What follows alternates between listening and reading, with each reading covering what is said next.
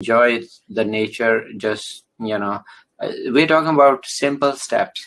And, it's very fascinating that, I want to share with you. Myself lost 100 pounds 4 years ago. Okay. And Congratulations. yeah, I have kept it down in 4 years. And so one of the things which I learned is that, I used to, of course, start watching diet always. And by the way, I did not spend any money. Mm-hmm. So a lot of my patient would come to me and say, "Oh, well, we spent $3,000 on losing 10 pounds." Okay, so I'd say, "Why didn't you come to me? I could have told you to lose 100 pounds." And the only investment I ever did was $5 buying a scale for food. That's about it. And that I Wow. also actually bought Walmart, or simple one, which is not digital. Okay, because I didn't want to. So bottom line is, you don't need gym membership. You can lose 100 pounds like me and stay fit for the rest of your life. Get rid of medications too, and be healthy. But one thing I want to emphasize is I used to run when I started losing weight, started running and doing a lot of treadmill. So I tried to do faster and faster. Okay. So faster and faster was because I wanted to cut down the time. Okay. So I had 1 hour, so I want to cut down, and I would squeeze that time into running fast, 7 miles, 8 miles. Okay, but started hurting my feet and so forth. That's what I was going to say. You started getting injuries, didn't you? Yeah. So that becomes then it occurred to me why I'm doing all that. So I should stand, not to mention the worst was my wife would say, now you are going 2 hours to gym. That's very good. You're getting fit. You're spending 2 hours in gym, and then you are, it's a basement, but still you're not with us. And then, of course, you have your work, and then how many hours or time we have left for you? I said, well, that's true. So I had to find a new way, which is walk throughout day, stepwise, count your steps. And I actually literally walk in my bedroom, or 2 rooms in front of her and talk to her all the time. And I say, well, we could do that. We don't need to run, actually. You don't have to. If you do, very good. But you don't have to. And I maintain this 4 years, and I haven't gained a single pound because I walk, 12,000 or 13,000 steps a day. And that's because, and you don't have to do all at once. Exactly. And that's actually a really great point, that you don't have to do it all at once. Because I think when we were younger, the story we were sold was no pain, no gain. If you don't have 20 minutes, it's not worth it. You got to be sweaty. You got to have the neon leg warmers and the headband, and we're realizing there is a lot of data out there that shows even 1 minute, even anything, it's actually good. Yeah. And it's fascinating is a lot of people wear a lot of devices to track the step. And I remember one day I had to travel, so I was stuck in hotel, and I forgot to bring all my sneakers and everything. So I said, well, I have to find a way. So pretty much I counted manually steps in the hallway, and I knew there were 100. So I multiplied it, and I know it's 2,500 steps equal. Okay, so I calculated and I did that. So that's the point.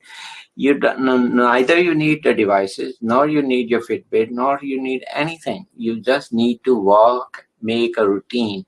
The other important point is, a good thing is 1 day or 2 days doesn't matter. Even if you skip 1 day or two, it doesn't matter. Week matters. Trend matters. Weeks matter. If your overall trend is worse, there's so 1 day exercise doesn't help. 2 day exercise doesn't do anything.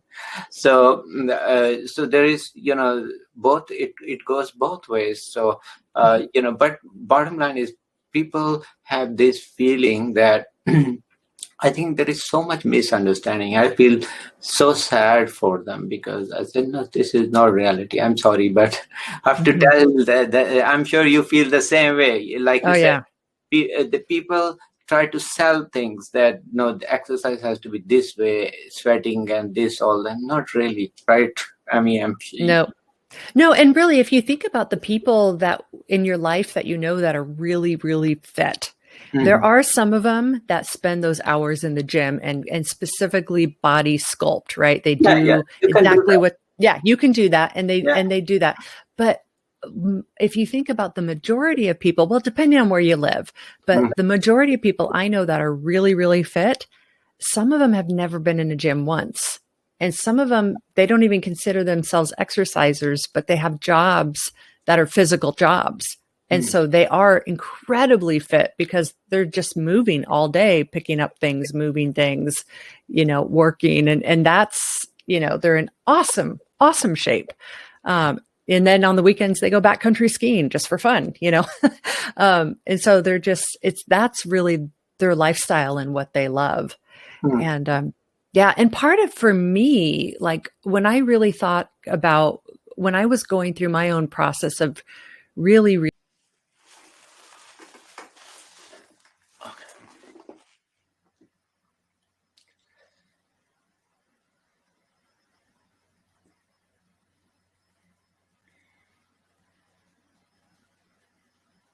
Good morning, ladies and gentlemen. Welcome to our show, Lifestyle with Dr. Moby. I'm Dr. Moby, and today we have an excellent guest. She's dance teacher, instructor, choreographer, lifestyle coach. Let's welcome Roxana.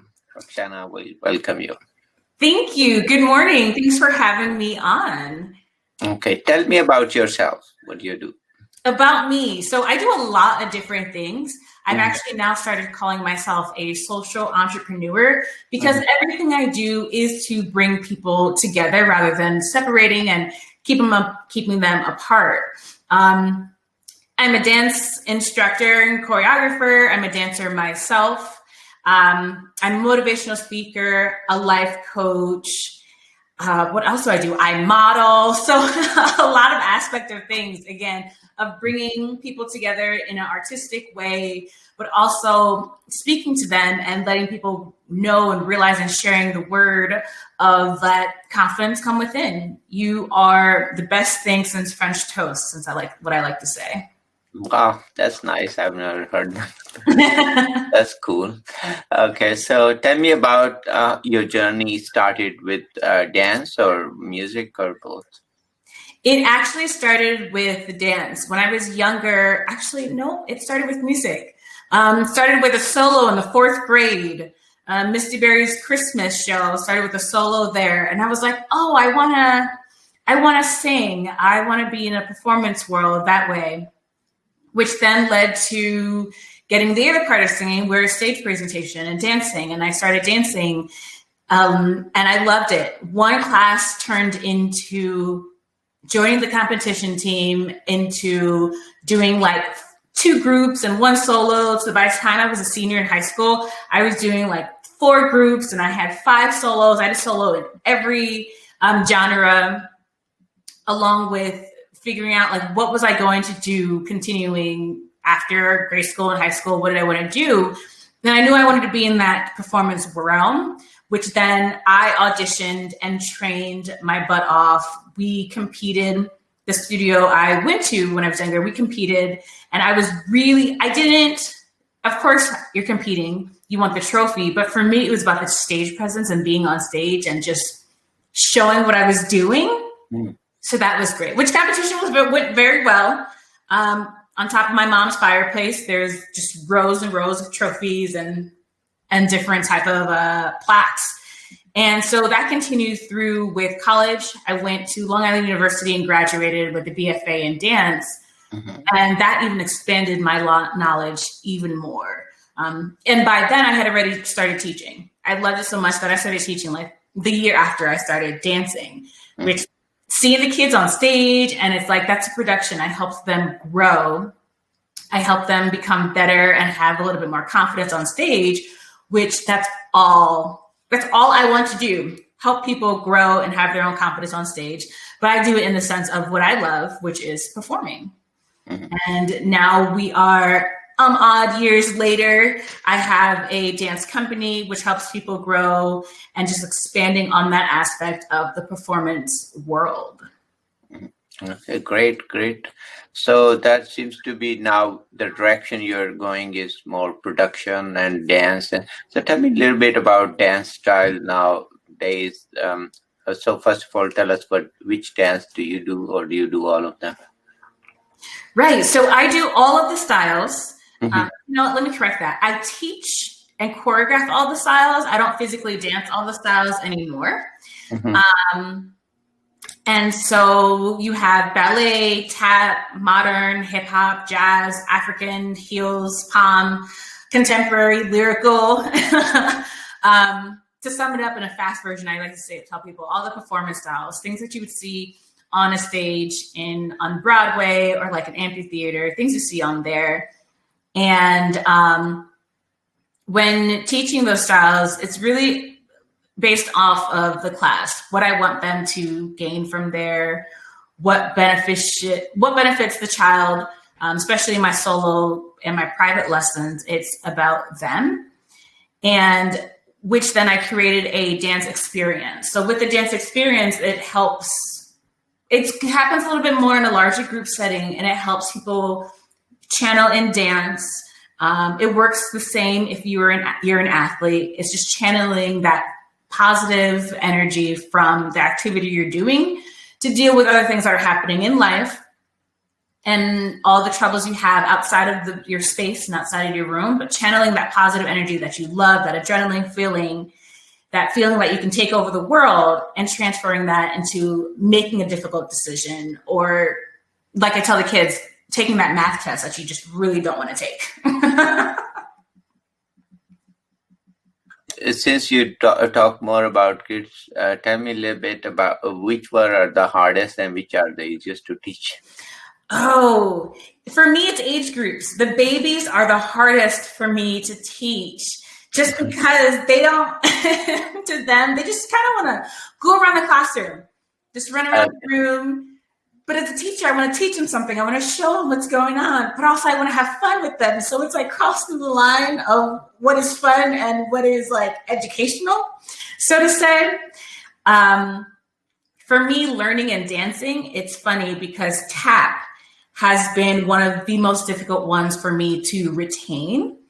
However, when it comes to teaching it and choreographing it, I can do that. That I can do with a breeze. But when I physically have to be the one tapping and using the rhythms within my feet and getting all of those sounds in there, just doing a slow motion for myself and being on stage and clean with everyone else, that is my hardest.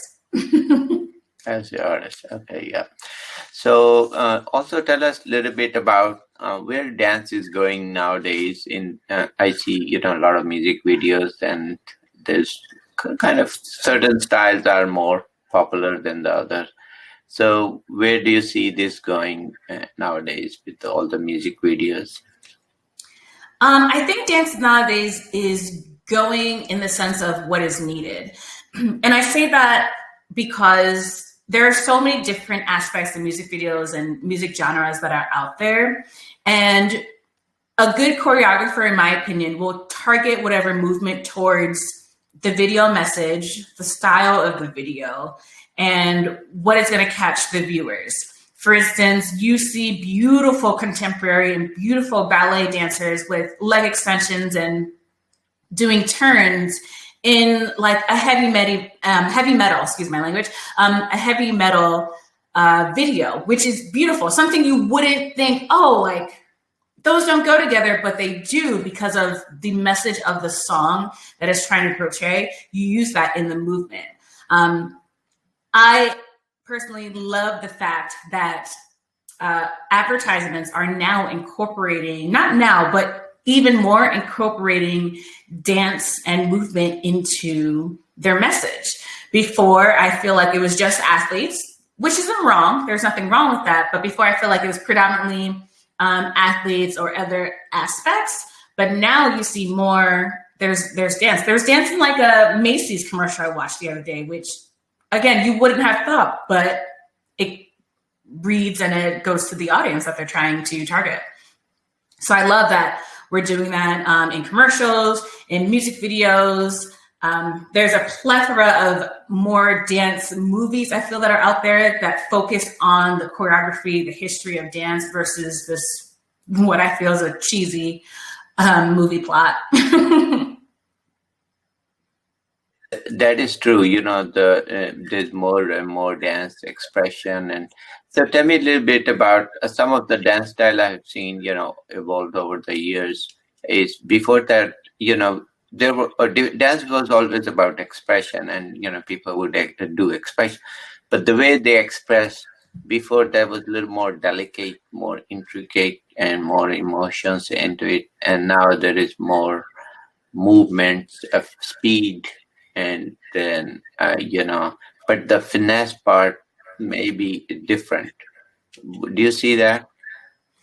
I see that, but I think it just depends on where it is. Like I said, take for instance a rap song. You will see a lot much more fast-paced movement to keep up with the melody, to keep up with the song and what's happening.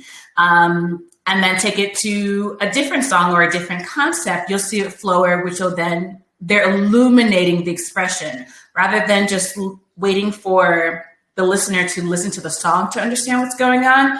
They also give them a visual to see the movement and then connect it and be like, oh, that's a sad song, or oh, this is what this artist is trying to express and illuminate in his music.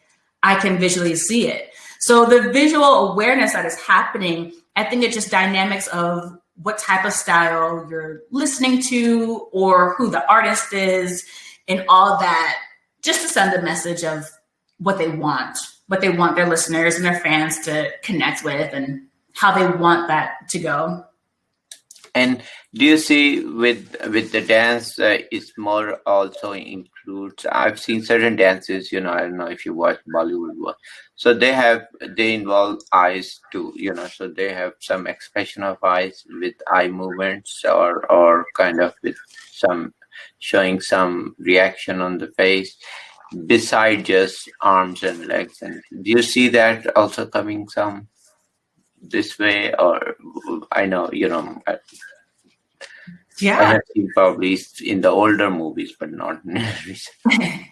Not nearly as much, yes. So Bollywood is one that I feel, and by all means, am I saying that I'm an expert in it?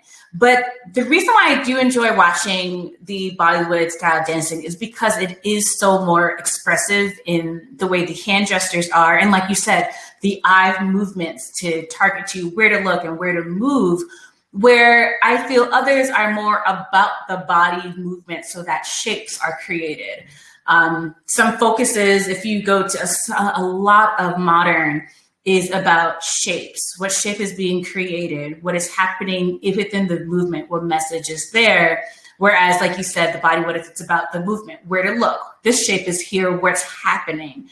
I think as long as the choreographer keeps to the true historical meaning of the dance or the dance style, and as well as get into the roots and of course incorporating some new movement, you then see what that style is about and where that style is going and how it's been connected with the show message or the video or whatever they're producing it for.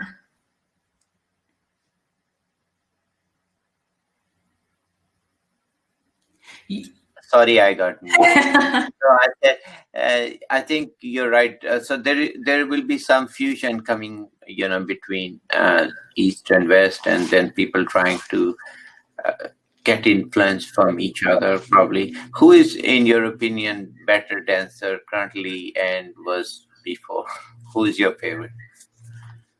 I'm going to admit this so much, and some other dancers will be like, what do you mean? I don't have a favorite. I don't have a favorite dancer or a choreographer, just because I feel that everyone's coming from a different place and everyone has a story to tell. With that story being told, they're using their love of dance to portray and tell that story, or to portray and tell what they want to say. So that's the reason why I don't have a favorite, because I think everyone has a message. I love everyone's message. If it's a positive message, I am all about it. And it just depends on what type of platform you happen to have to share that message. So that's why I look and I watch all different styles. And of course, there's some where I can watch, I'm like, oh, I don't get that, but I can appreciate it for what it is. Mm-hmm. So with the new dances, I have seen there is sometimes we watch those, but mostly which I really like, or I would say is more like which are a little bit slower movements, and then they have a more emotional display rather than I don't know. I always thought dance was more maybe 60-40, more of emotions display and visual of that than actually jumping around and then using props. And a lot of people now use props, and so I mean, it has really evolved over the years for sure. Mm-hmm. So tell me about your journey for lifestyle coach. Oh, yeah. So that actually came from dance and from school. So I have always been that person, even when I was younger, first one to speak, ahead of the classroom, wanting to help out and such. And as an instructor and a choreographer and having several different private lessons, it became apparent to me, because this is what happened to me, that a lot of people, like you said, were using dance as an emotion. So when I was younger, I realized this is what I was doing. When I was upset, I was going to dance. When I was mad, when I was crying, I was going to dance. When I was happy, it was dance. And a few years ago, I had one of my girls who was really struggling with insecurities, being bullied at school. She was going through a rough time. And what I did was I took a lot of the psych classes I had taken, a lot of my personal one-on-one friend coaching styles, and I used it with dance, and I incorporated it with dance for her. And she understood, and she knew what was going on, and she was able to, like I say, connect through dance. And whenever she was having a bad moment in school, she used dance. She was like, oh, I'm happy when I do this, and I'm going to use it in this bad moment in school, or whichever have you. And she's moved on past that. So with continuously doing that all the time, I was like, there's a group of people that I can help out with this, who don't know that they can use dance or they can use anything that they love to move forward and help in other ways. You see it all the time in athletic movies. You hear athletes talk about it all the time.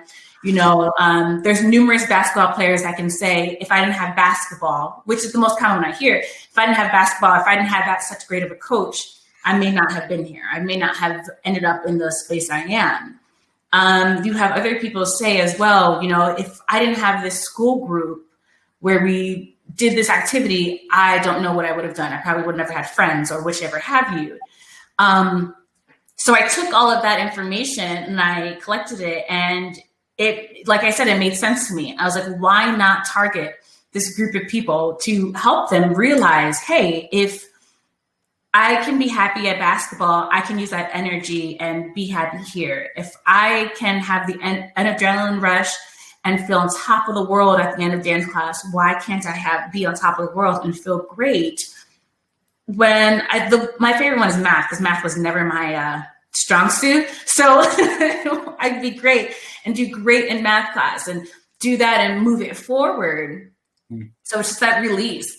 And I always feel whenever I do workshops, I always tell everyone, take everything negative, everything that you're pressured about or not so happy about, take it outside. We put it outside the door. We come in and we dance. That is all we have to worry about. That is all that matters. And you see, from the first time the kids go across the floor and they're warming up, they're a little bit timid. And also adults, this goes as well for adults as also, they're a little timid. They don't know what to do. And then by like 10 minutes in, they're goofing around. They're having fun. And by the end of the class, they don't even realize that they were nervous that class was going to start anyway, about an hour and a half before. So it's the coaching aspect of that, letting them know that you can translate that positive, that on top of the world feeling and put it everywhere. So when I have my clients, we talk a lot about that.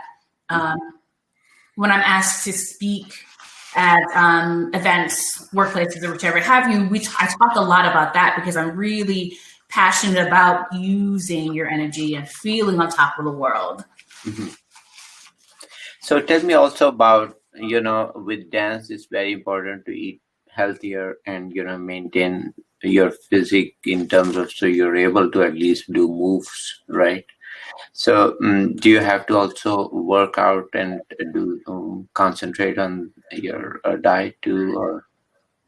Well, I think for a healthy lifestyle in any aspect of field, it is a healthy diet. What's healthy for me may not be healthy for someone else. So what I really tell the ones are that someone actually the other day asked me something similar to that question. And I said, you have to work with what works for you. Yeah. I don't say I eat vegetables all day. By no means do I. However, I know that I'm not going to be eating fast food all the time. I have a balanced and healthy lifestyle of, I'm going to work out. I'm not going to work out. I'm going to do something active. Dance alone is its own workout. Yeah. It's continuous. If you're putting all of your energy and you're using everything, you are drenching by the end of a class. And it doesn't even matter what class. And to someone, if you'd be surprised, I sweat more in a ballet class than I do in a hip hop class. And they're like, wait, what? You're just doing slow movement. Yes, but it's slow, precise, and controlled movement. I'm using all different muscles in my body. I'm thinking of all different things. It's tiring. So there's that workout too. I love that the cardio workout world has expanded as well because they've incorporated dance to it. So it makes it fun. It's no longer you have to go in the gym and use weights and equipment that's too heavy or just intimidating. You can do it through movement. And I tell everyone, if you're doubting going to the gym, that's totally fine. Find a cardio fun dance workout class and do that because it's equally as beneficial. And of course, not French fries every day, which I'm very, very guilty of. I know, but that is a wonderful message because that's true.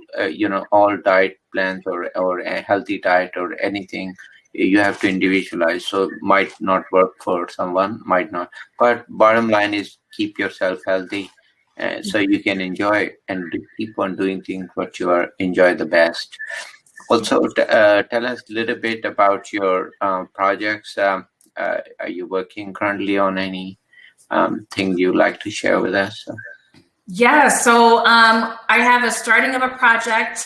It will be very social justice of a project, but not too much in the aspect. Just the things that are going on in the world. This one may take a little bit longer, but that is in the beginning of works of creating a dance environment for people to feel open to speak their words and speak their truth. This comes from the aspect of I'm not someone who goes down to protest, and I'm not someone who marches. However, I also speak my truth and I speak my voice in my form of dance. That is my language. That is, if I'm frustrated and I don't know how to speak, I will dance it out. And so I feel that there are a lot of others around me, whether musicians or dancers that feel that way. So my team and I are working on the beginning of that project that should come out sometime soon. We have a little forks in our road right now, but making it through. And then the dance experience workshop that I do, I don't call it a class, I call it an experience because every person experiences it different. Some people have hated it and some people have loved it to the point they're just bawling down and want to learn more and reach out more. So that one, I'm really reaching out to students and organizations alike because everyone is experiencing different things right now, and just finding your center and finding that moment of how can I use something to help me move forward, especially in this time where everyone feels like there's nothing moving forward. I don't know what to do. How do I release and expand and just figure out my emotions and things that are going on So I'm offering that dance experience a lot more than just to studios and schools. I'm offering that to businesses that want to give their employees just that moment of, hey, take this and release and feel a little bit stress-free in the world. So those are the two that I'm really looking forward to. There were a few projects that we ended up having to cancel due to not being able to go being in a stage and in a theater. But we're eagerly waiting to be able to be in a stage and in a theater to really perform and expand out. And so that inner confidence comes out on even my dancers. Everyone's struggling at this moment and feeling a little bit sheltered, for lack of a better phrase. So we're working on a few more. I'm hoping to be able to start just throwing things out there and posting and inviting so many people to come and see and watch and experience this with us. Mm-hmm. No, I think you're absolutely right. World has changed, with COVID and so forth. So tell me about, some of the creative ways where people can enjoy dance with COVID. So I have been so surprised that a ton of studios have been offering a virtual world and are getting a hang of this virtual platform of providing dance. And some of them have been doing it in such a low rate where it's like, that's the cost of 1 month's tuition for one kid to be in like 2 classes. So I encourage everyone to reach out and find either their local studio. I mean, that's your best bet, because if you want to be in person, some of them are offering that access to your local studios and see what they have for encouragement classes, for just positive dance classes. There's also so many online sources. I could be wrong, but there's so many YouTube sources as well, where you don't have to pay anything. YouTube is there to enjoy. You might have to endure a commercial here and there, but you can sit and watch, or you can take classes. They've been doing some live classes. But even just watching it and feeling good by sitting there, watching classes, watching videos, and getting up and partaking and doing that. And then if you are someone who is a workout, like you want to be working out, find your gym, see if they have those cardio classes that they're working on and offering. There's just so many means that the dance community, that I'm so proud to be a part of a dance community, especially here in Denver, because they're offering so much, which is amazing. And choreographers and teachers themselves are also offering and expanding more. For a while, I didn't offer classes as much, but now I'm offering so much more, because besides there's a want, there's also a need. Mm-hmm. I feel that for dance, need and want is literally the same thing, as long as you realize it. Like, you have to realize that dance is a want and a need for you. And once you get into it and get into that motion and get into that rhythm, you'll be great. That's true. Well, it was such a pleasure talking and knowing you. So tell me any final thoughts you would have for my audience, and then we can wrap it up. Final thoughts. I would say just go out and explore. My way of speaking is dance, and that necessarily may not be someone else's way, but I think it's just finding your way of speaking, finding your way to feel confident and loving yourself, and realizing that you can move forward every day, whether that be playing the drums, playing a game, video games. I'm totally on it. Just finding your way of speaking and your way of expressing and feeling good about yourself. That is it. To me, that is living your best life. Okay, well, it's a pleasure listening to you once again. And for audience, they can check out your website, or if you want to tell about your site or. Yes. So my name is Rockshana. And if you search that on any platform, as I am the only Rockshana, you search on any platform, a social media platform, or even a website, which is being remodeled as we speak, feel free to reach out to me. I do coaching sessions in dance. I do life coaching sessions, one-on-one or group format. I speak on all different platforms. So whatever you need, feel free to reach out to me. If you think it's something that I don't do, I have a large network of individuals that are willing to help and want to help others and help them grow. So regardless, just reach out, say hi, and I'm game. We can make something work. Yes, Al, it was once again pleasure talking to you. And with this, I would highly encourage people to reach out and learn dance and practice. And with this difficult time, that's probably one of the best ways to relieve your stress and connect with your loved ones. So with that message, we say goodbye. Thank you once again, Roxana. Take care. Thank you. Thanks for having me. Take care.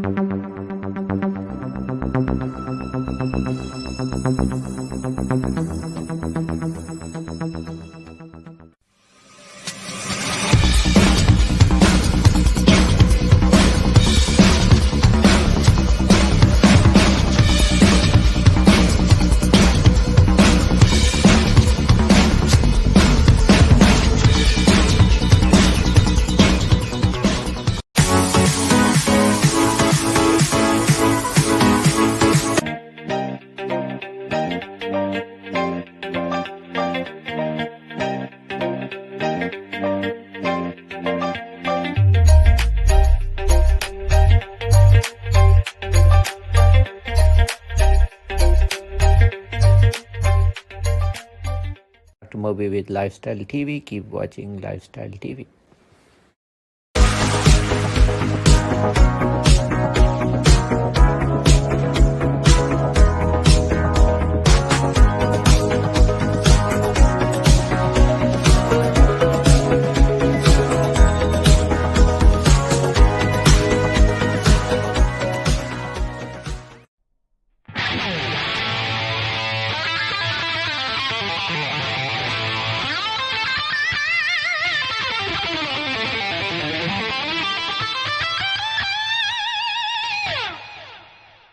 Hi, I'm Rocky Kramer, and you're watching Lifestyle TV, USA.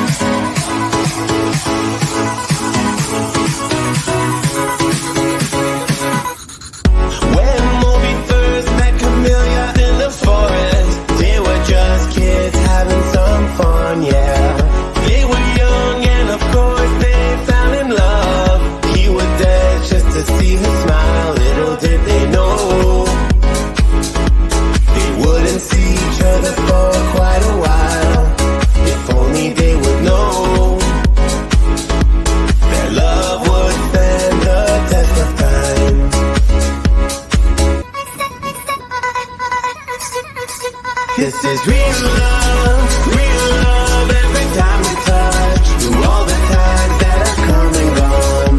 This is real love every time we touch. You still remember us, it matters love. This is real love, real love, real love, real love, real love, real love. We still remember us, it matters love. My heart has always been with you. My heart has always been with you. My heart has always been with you. My heart has always been with you. 17 years time kept them away from the love, but the hand of faith brought them back again, yeah. Time had taken its toll and she couldn't remember. That's when Moby started dancing, the memories came back. A love from long ago,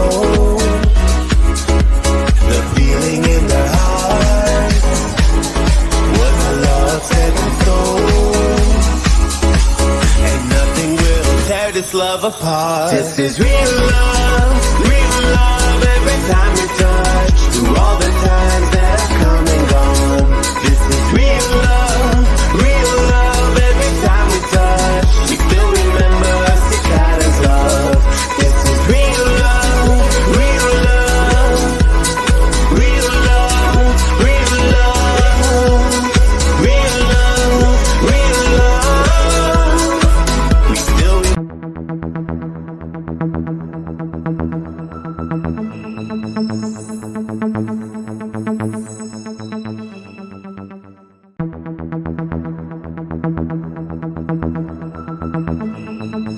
Heart has always been with you. My heart has always been with you.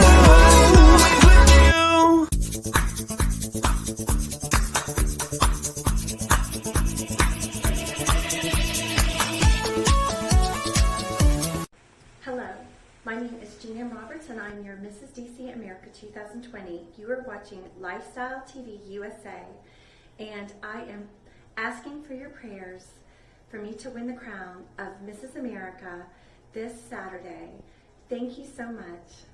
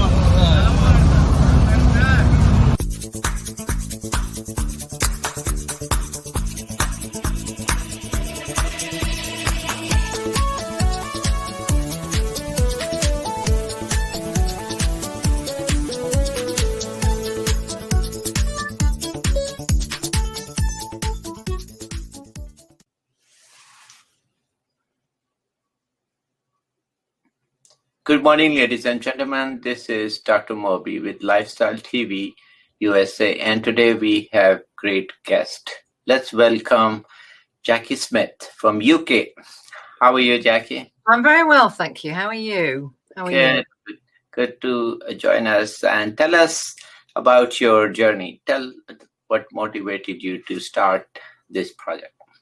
Well, I, like probably many people in the world, I've had 9-to-5 jobs forever, really. And I found it was quite a stress, actually, on me. And I did some training in 2017, and I realised after I'd done this training, this coaching training, that actually there are other ways of earning a living. You don't have to just go to work 9 to 5 and just do what you like, do what you're told to do, really.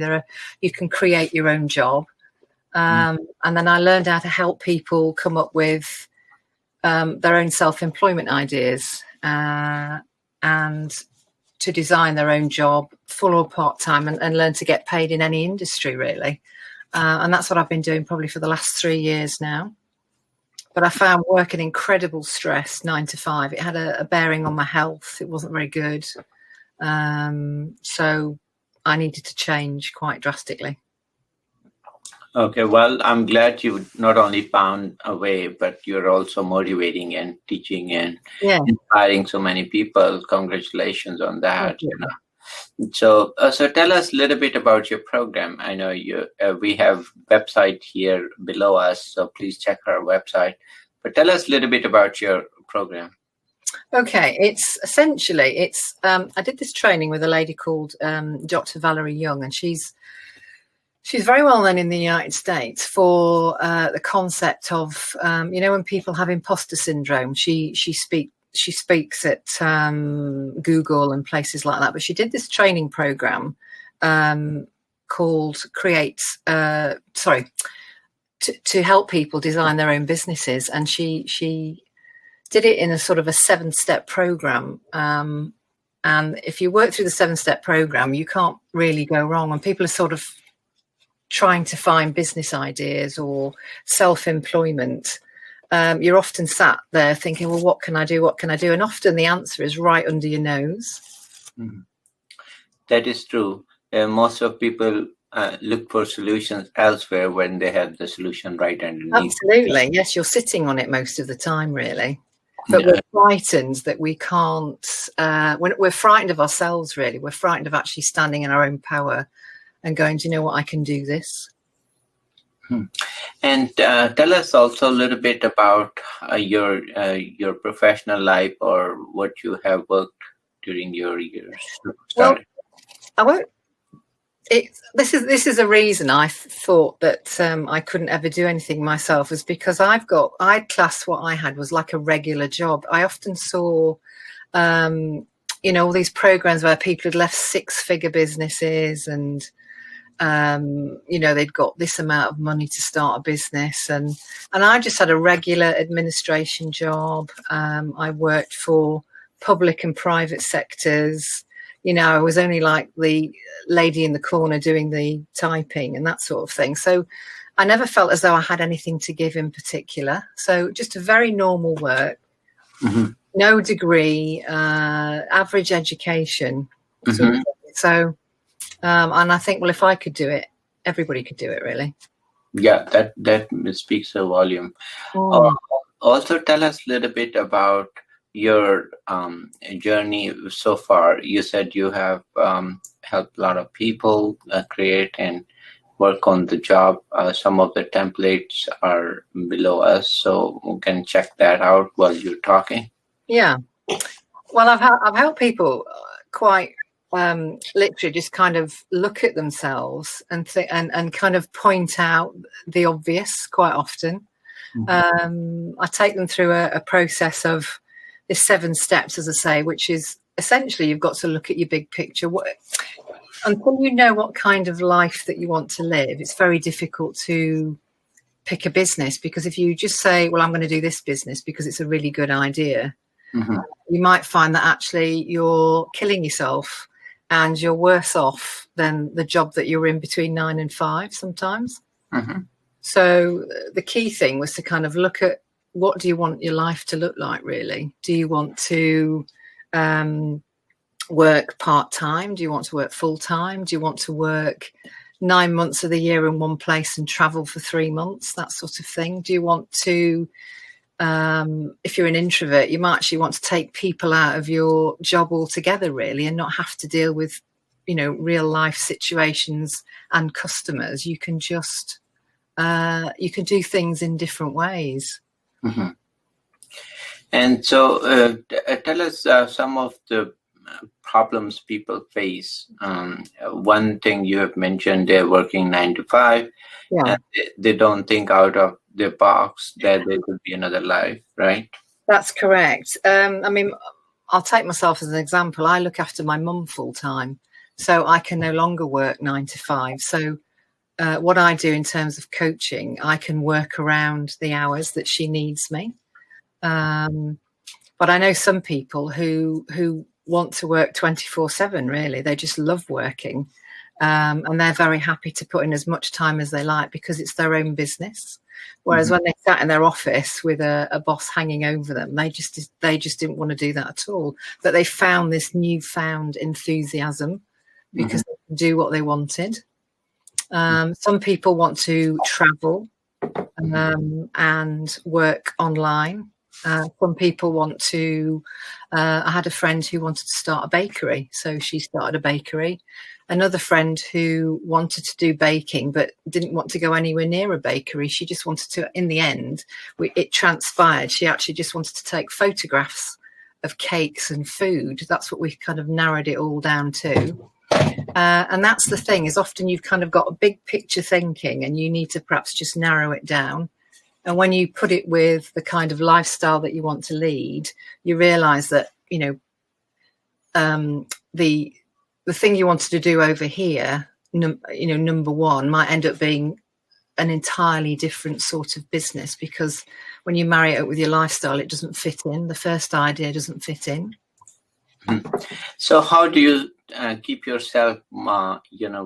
And I understand you're in better health now. So you realize that some of the job, because of your situation, it was getting into your health, right? So absolutely. Oh, my health was terrible. I ended up on antidepressants, migraine, severe migraine, and it almost came to the point where I couldn't really go to work at all. It was just all too much. And of course, if you're in that situation with stress, your office doesn't like that. The world is not built for people who can't cope with it, really. But I think then it was time to take a step back and think, how can I live life in a different way? So I'm sure at that time you were thinking you were going, work, and you were thinking what time it will end. And so it was getting too much on your mind all the time, right? So because the was gone, I guess the balance between your demand for your personal life was kind of getting worse with your health and so forth, right?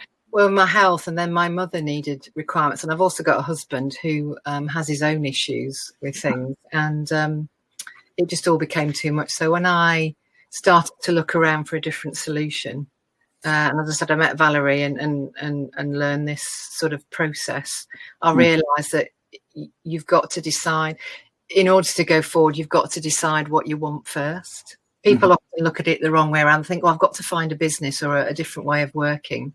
But it's got to slot in your life. It's like life first, work second, so that work becomes a joy rather than a chore.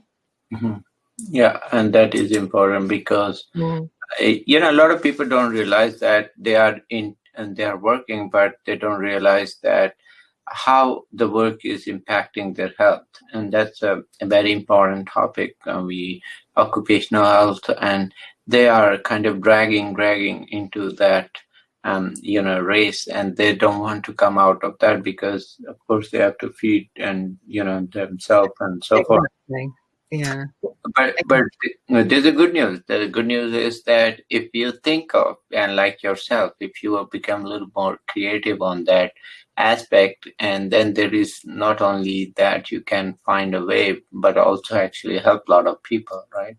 And so finances wise, I always say, we think that, we are the humans and we can feed, or we are responsible for each other or so forth, or money wise. But actually, that's the only species on this planet which is still hungry. And then you look at the birds and animals, they don't have currency and they don't have anything. Okay. but they are not hungry, they have very good food. So think of that, so it's not the end of the world, what I mean to say. I understand. I think a lot of the time, Dr. Mowbray, people have got to kind of to move forward, you've got to stop and take yourself out of your situation sometimes, because while you're in it, sitting on the train into work every day, you can't think straight. I think the first thing I'd suggest to people is they just take themselves, if they're in that position, right out and go and sit in the countryside if they can, and start to think differently. Because the whole process to make yourself happier is to think differently. And if you keep doing what you've always done, you'll get what you've always had, I think is a saying. And it's important that people, yes, we worry about money, but if you start to really think, what do I need the money for? Okay, you may have children, but are you, because you're unhappy, funding your lifestyle with going out, drinking, buying clothes, something to soothe the pain, really, often. And when you can realize, actually, what am I spending my money on? Sometimes you realize that perhaps you don't need it. Therefore, you need less money. to live on. Mhm. I think So- we can find we can live on a bit less than we think we can. Yeah, and that's what probably brings us to another discussion on COVID. So Yes. okay. So tell us how COVID has changed some of the perspective in UK. It's a lot of people have now lost their jobs. In fact, we had the most recent employment figures where people across the board have just lost their jobs, particularly in the hospitality world, which I think is the biggest thing. A lot of people are furloughed. I don't know if it's the same in the United States, but people are getting paid to stay in their job. But hospitality, I think, has just been decimated. So these people, God love them, have got to perhaps think in a different way. What can they use their hospitality skills in?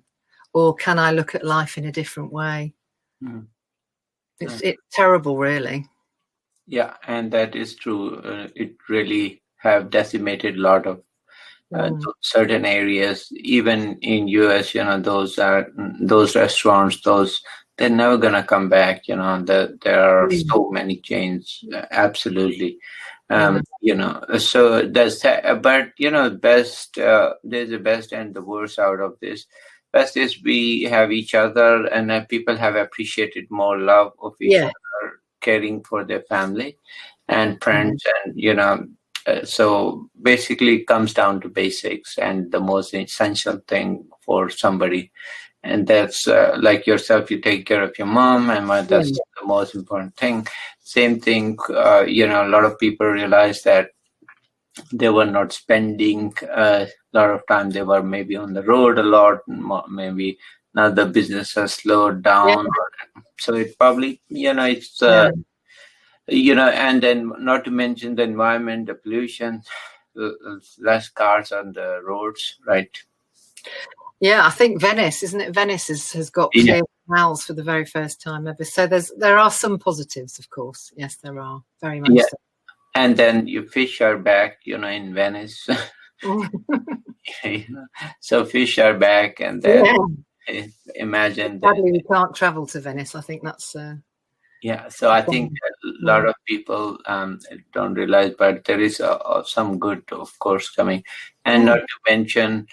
We were before, of course, we practiced medicine, and we were always telling patients to wash their hands and ourselves, of course, but nobody would do it as much. But now everybody is washing.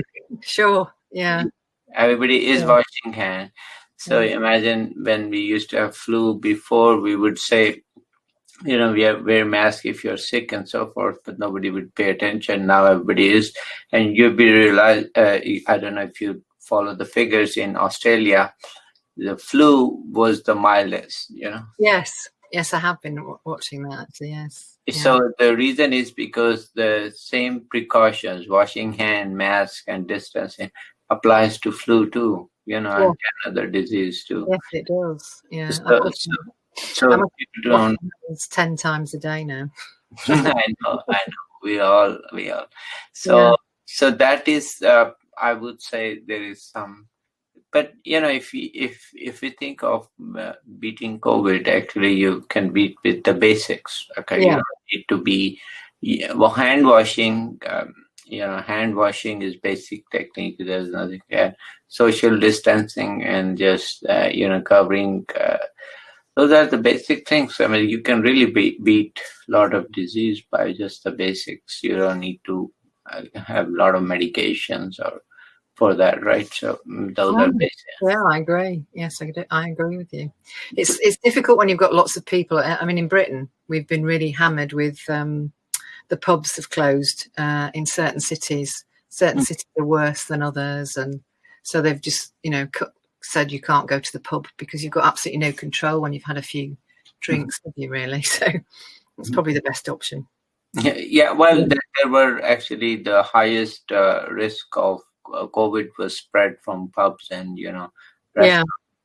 So that's true. So those are the one probably were super spreaders in my opinion. Those were. So they cut that down. So people are doing less, but probably they're less drinking. Hopefully, not drinking too much at home either. So Oh, I don't know. I think they've made it at home. okay, so it's the other way. And the other important thing is it also put an emphasis on health. So Yeah, that's true. Yeah. lot of health issues. People who have hypertension or they have also problem with their health, the diabetes, overweight, and so forth. They were the one actually having complications. So then again, it put emphasis on how well we take care of our health and better sleep, of course. Sleeping actually, if you're sleeping less, and there was also study about so of course a lot of viral infection can happen also if you sleep less. So sleep is important. At the same stand for diet and exercise. Those are right now very important in terms of your overall those overall health. So those are important things to consider when we talk about COVID. Not only COVID, a lot of other problems. I think as well that people working from home has helped in certain areas because it's perhaps lowered people's stress levels. No commuting, and it's a good thing in some areas and not so good in others, isn't it? It's good if you want to work from home and you don't have to go in the office. It's difficult if you've got a job where you can't work from home because that's very stressful, I would imagine. But my husband is now working from home and his stress levels are way down now. Way down. But on the other hand, certain people, they are more stressful at home because now their spouse or family. Yeah. Depends, isn't it? Yeah. If you've got children at home, it's a bit of a nightmare, isn't it? I suppose. But, Yeah, well, yeah, and I think we had a couple of psychiatrists on our show, and they said it was like a pressure cooker before, and then there was safety valve, those jobs, but now those safety valves are gone, so they're cooking too much. Yeah, and if you haven't got an office you can shut the door on, then you're really in trouble, aren't you? So I know. Yeah. I know, but that is, like anything. You're right. Certain people, they were under more stress because they had to wake up on a certain time or commute for an hour or so, and then that would make it difficult. But overall, I think I would just go back to what you have said, is that, there is another life or which you can actually seek and do it if you look for it and be creative on that, and you can really find another source of income. Not only that, like yourself, right? So so tell us, what is your routine now? Do you have to get up early or? No, it depends. It depends who I'm talking to. Sometimes if people are in Australia, I might have to, because that's 24 hours ahead. That could alter the day for me.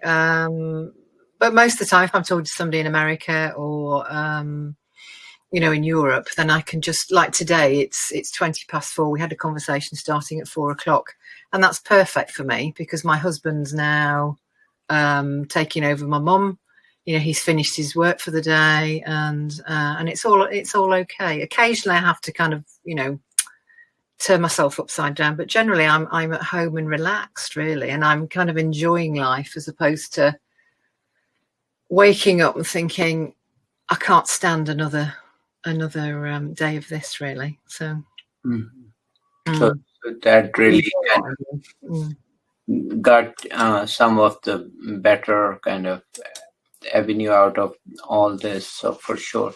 So tell us any final tips you have for our audience before this. If people need to do something about their work life and want to learn to design their own job, then obviously head across to my website and look at the template because it'll give you the steps. But I want to emphasize to people, you really can change your life if you need to. You just have to take some time out and you've got to put some work in. It won't come to you, but if you really are determined, there is a way. you might not have as much money as you wanted to start with, and it might not all be, it takes time. But I would say, look at yourself in a year's time and say, if I don't start today, in 12 months' time, will I look back and think, I wish I'd started that today? Because you're going to be in the same position in 12 months, probably. So those are the ones. Yeah, that's true. There's another way.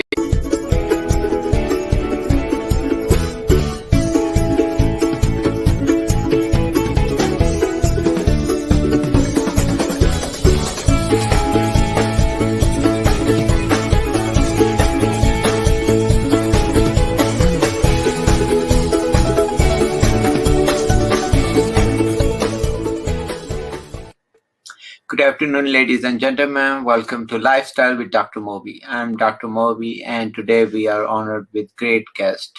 Let's welcome Jeremy. How are you doing? I'm doing well, thank you. Thank you for coming to our show. Just for our audience, I would like to tell Jeremy is a very accomplished documentary film director as well as writer, and producing a lot of films for Amazon Prime Video and his app too. And so let's hear from him himself. Tell us about yourself. Sure. So I've been making films. Well, my very first film project is just about to be released, and that was about 8 years in the making. Lots of ups and downs. It was a learning experience. Mm-hmm. And for the last, say, 2 years, going on 3 years, I've been making all kinds of low-budget documentary films pretty successfully. So, yeah, we do all kinds of stuff, all kinds of topics. Okay, very nice, very nice. And I think we were talking before that you were telling a little bit about your videos you made, some on the mental health, right? Yeah, absolutely. So our most recent documentary, I had a lot of learning that I did during the whole documentary. I kind of thought I knew what it was about, and then through our interview, some of the people we interviewed are mindfulness professionals at UCLA, and so hearing kind of the more detailed version of what it actually is and where it came from, and then kind of how it can be used and some of the techniques that they use to do this kind of thing, I really loved it, and I thought, oh my God, this is so helpful for everyone. I'm really hoping that more people become open-minded to trying that out and learning more about mindfulness. Okay, great. So what are the things which you have kind of shown on your video, like with mindfulness? What was some of the message? Sure. So one of the things that they talked about right away was that mindfulness kind of came from the religion Buddhism. Okay. And they talked about some of the things that were still helpful that also kind of can come from other things that could be used in conjunction with mindfulness. And what they discussed was mostly meditation practices, mm-hmm. and kind of just a general way of being aware of your thoughts, mm-hmm. and then kind of doing a little bit of more self-examination and kind of thinking a little bit more about everything in general, just why you're doing certain things, and if those things are good, fact checking the things that you think before you kind of move too far forward on things, and noticing your emotions, noticing where those are coming from. All that stuff helps you to be more in control of those things, and when you're dealing with like a problem, you can be more assertive. Okay, so a lot of things, like we always emphasize, is a lot of answer lies within us, and so we have to channelize the energy, right? The mind has enormous power to heal and kind of help a lot of mental issues for sure. Physical too, mind and body go together, so you can't separate one versus other. We have seen again and again. And I tell this story about one of my patients. She was 96, and then she fractured her hip And then I said, okay, well, this at this age, of course, we'd like to ask them, what would you like to do? And they said, she says she will get the surgery done. I said, well, that's very good. Let's do the surgery. We got every family member was up and beat, and we got surgery done. Now, after surgery, 2-3 went very well. Everything was fine. After 2-3, she said 2-3 days passed, and she says, wait a minute, I did surgery, but all my friends are in heaven. They are not here. So I said, I understand, but we love you, and you have your loving family here, and they care about you. But she said, no, I have a second thought. I shouldn't have done it. But I said, well, we respect what you think, but we encourage her, but I saw her kind of declining, So in next week, she kind of really went downhill. And 2 weeks from the surgery, she died. Oof. That's rough. But the question is, your mind, So Yeah. before that, she was fine. And she was making great progress. But as soon as she kind of turned south and started thinking about all my friends are gone, Yep. then that's it. The body gives out. Yeah, you see that. We all know that the placebo effect is a real thing, but some people, they don't really understand what that means. They think, oh, if you're experiencing the placebo, that somehow you're like illusioned or like delusional of some sort. You're not getting authentic healing. But what that really is this incredible power that the mind has to heal the body, authentic healing through only the power of the mind. And this is mainstream science accepted. Everybody knows. Mm-hmm. And how could that, manifest in other parts of our life? It could work. They say there's a nocebo effect, right? So couldn't that be similar to what your patient was experiencing? She decided in her mind, like, oh, there's no hope. And then all of a sudden, her body started to respond to that same thought. Yeah, just totally negative.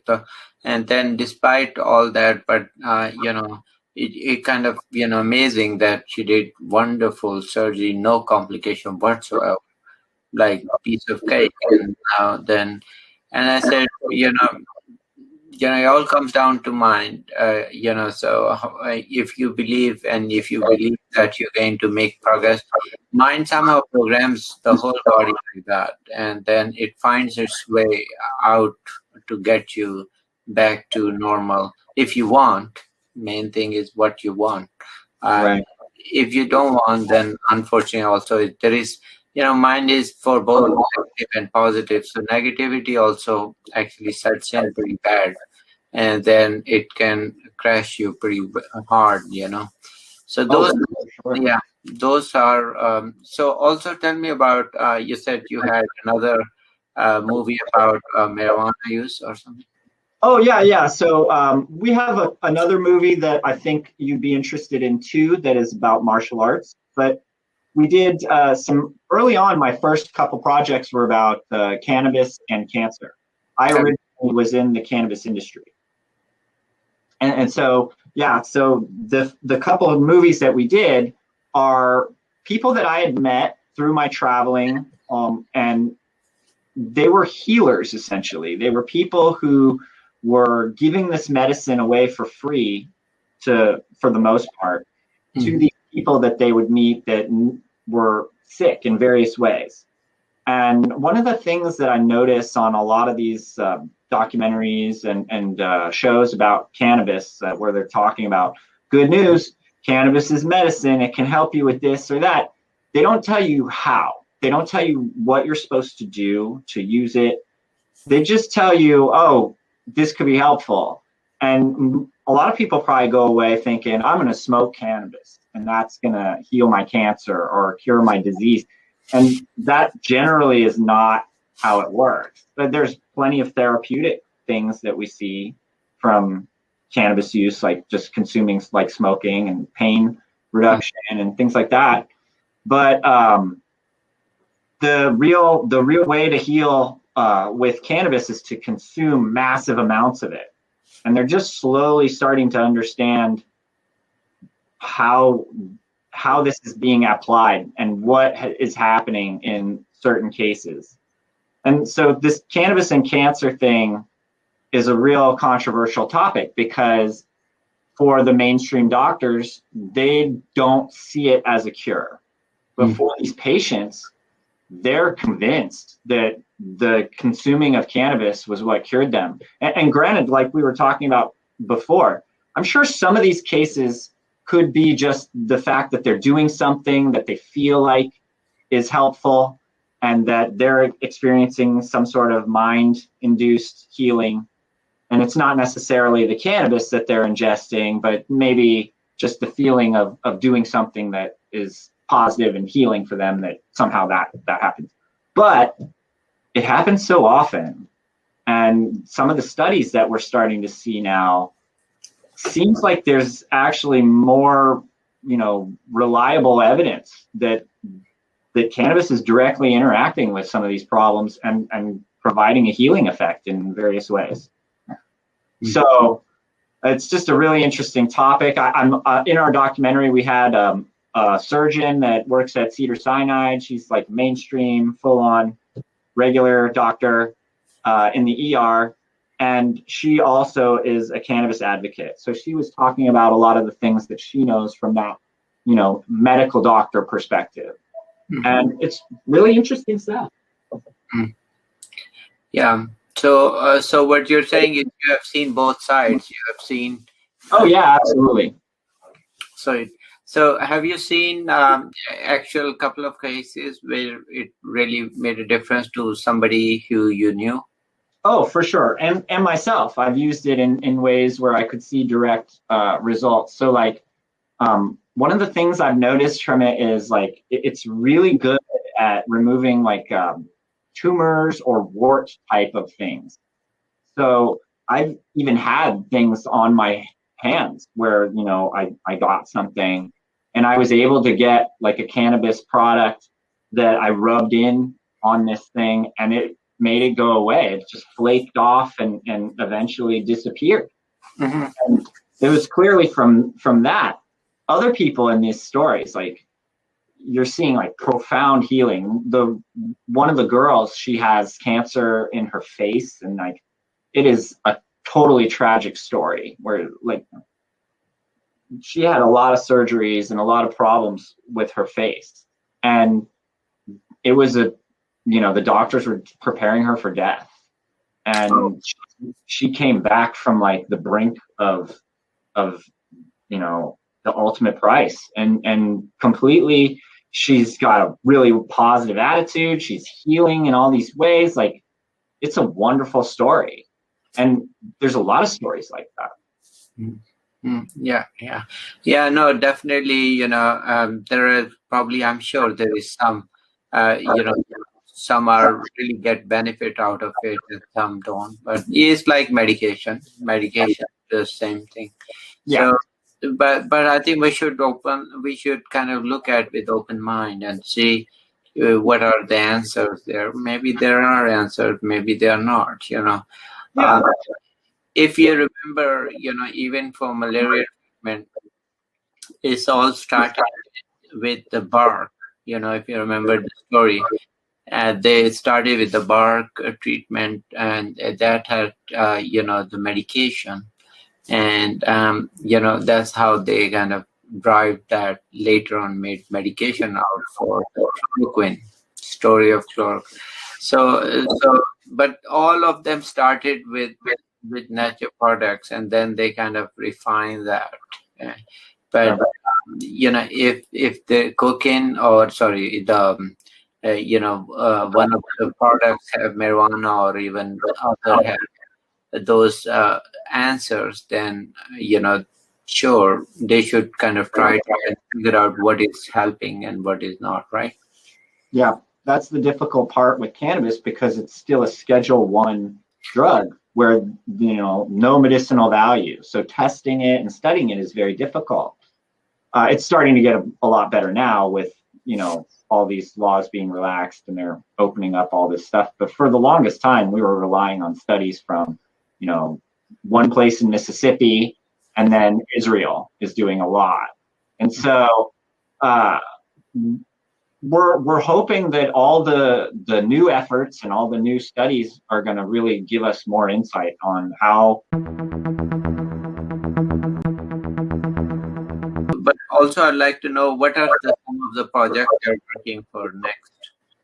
So we're doing I have a pro wrestling documentary coming out, but after that, we have one I think that's interesting to you too. It's psychedelics as medicine. Mm-hmm. And so we've been exploring all this new mainstream science that's going on from Johns Hopkins to Columbia, and all these universities are studying the possibilities of various different plants having medicinal benefit. And a lot of the benefits are things that there's essentially nothing to help these people right now. So the psilocybin for PTSD and for people that have traumatic brain injuries, it seems to be really helpful. And there seems to be authentic healing happening from that. Mm-hmm. And I love the concept of using all these different plants in healing ways for these people that have had nothing, Yeah, no, definitely. I think I also read a couple of them, and they were using as an antidepressant too for severe depression. Yeah. When nothing works, when they use ECT and TMS, then I'm sure there's a place for those psychedelics. So, but the main thing is you have to be careful its use, So we did a study actually. So one of the interviews I did is at a place in Santa Monica, California, and it is a licensed facility, mainstream area. This is not like some sort of hidden little shady shop. And they are doing ketamine therapy.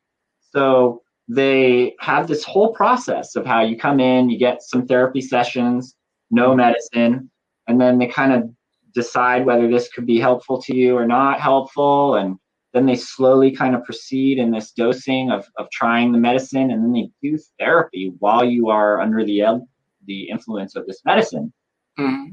It seems to be pretty profound healing that they're achieving with a lot of these patients. So that seems like one of the best ways, because there it's controlled in an environment where you're not leaving the clinic and able to abuse it really. Mm-hmm. And of course, some people I'm sure will go to extents to do that, but it's not so easy. It's a controlled thing. They're monitoring your dosing.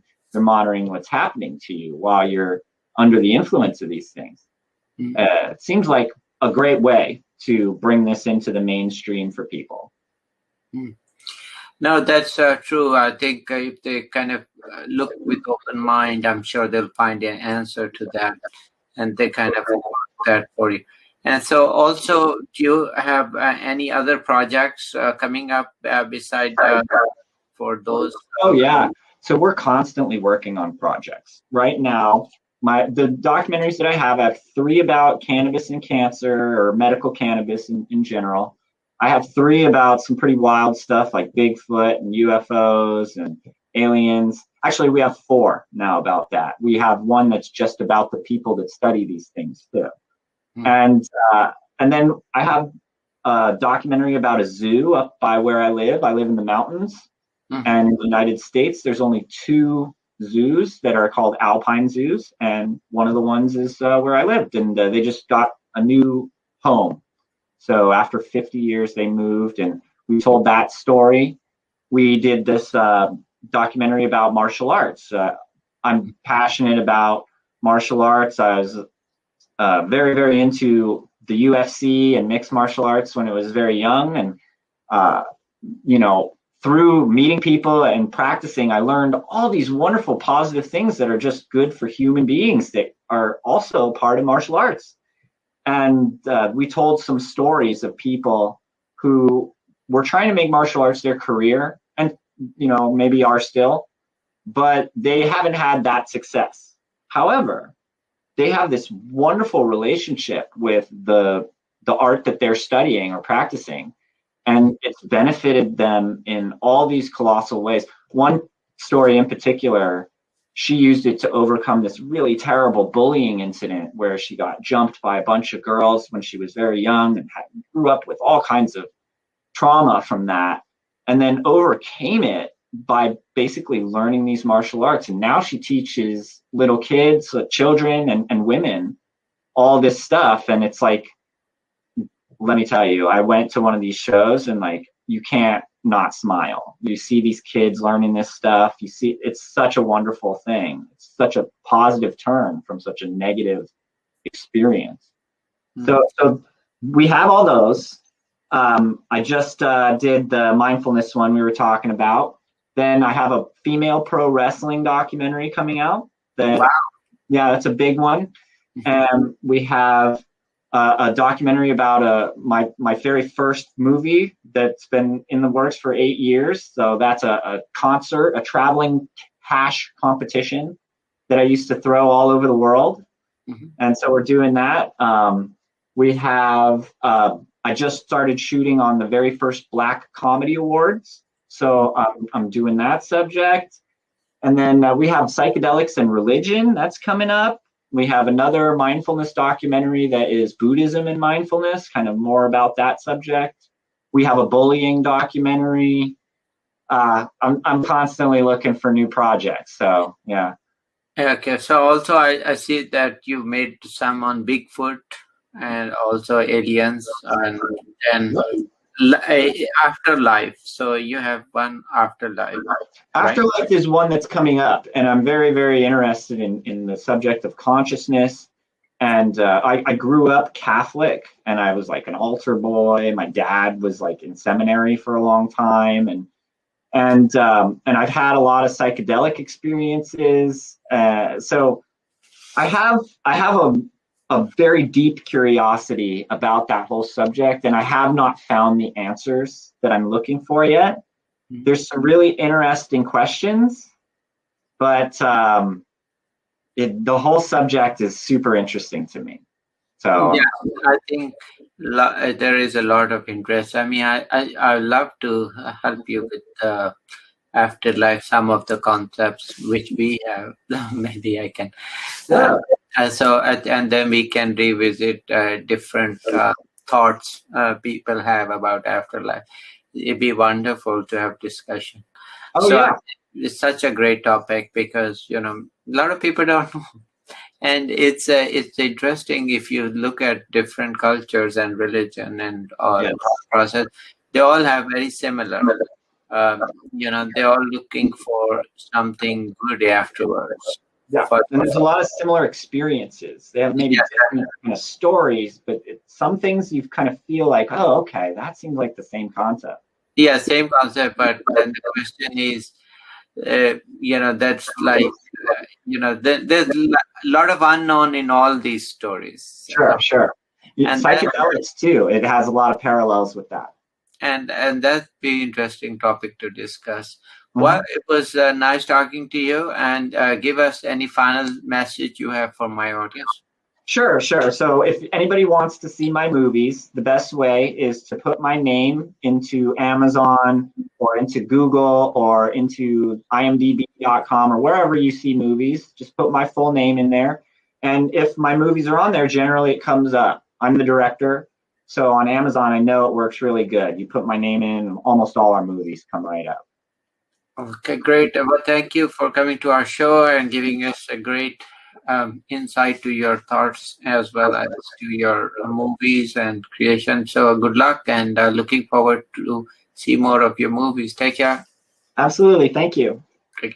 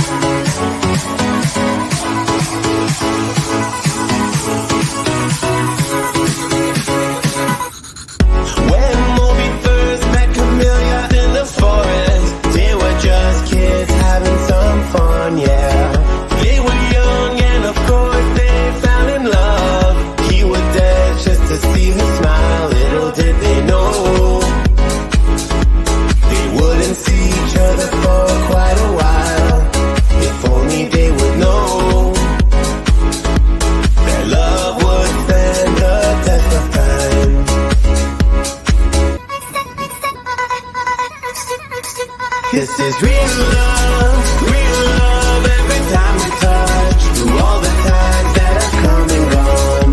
This is real love every time we touch. We still remember Cicada's love. This is real love, real love, real love, real love, real love, real love. We still remember Cicada's love.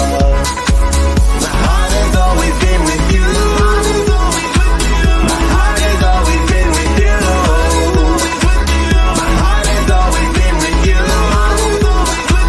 My heart has always been with you. 17 years time kept them away from the love, but the hand of faith brought them back again, yeah. Time had taken its toll and she couldn't remember. That's when Moby started dancing, the memories came back. A love from long ago, the feeling in the heart was a love set in stone, and nothing will tear this love apart. This is real love every time we touch. Through all the times that have come and gone. This is real love every time we touch. We still remember Cicada's love. This is real love, real love, real love, real love, real love, real love. We still remember Cicada's love. My heart has always been with you. My heart has always been with you. My heart has always been with you. My heart has always been with you. My heart has always been with you. My heart has always been with you. My heart has always been with you. My heart has always been with you.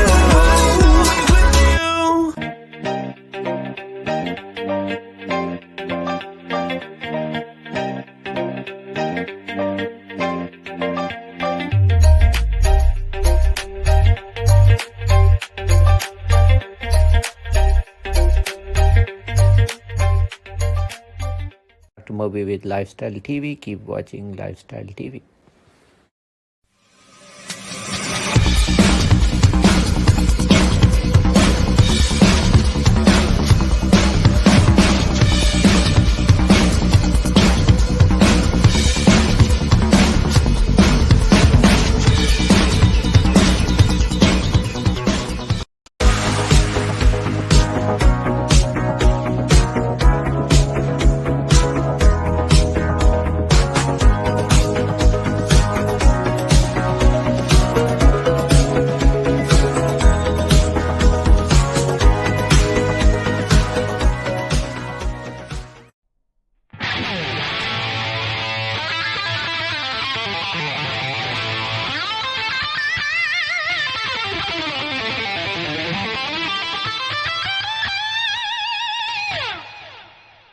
Hi, I'm Rocky Kramer, and you're watching Lifestyle TV USA.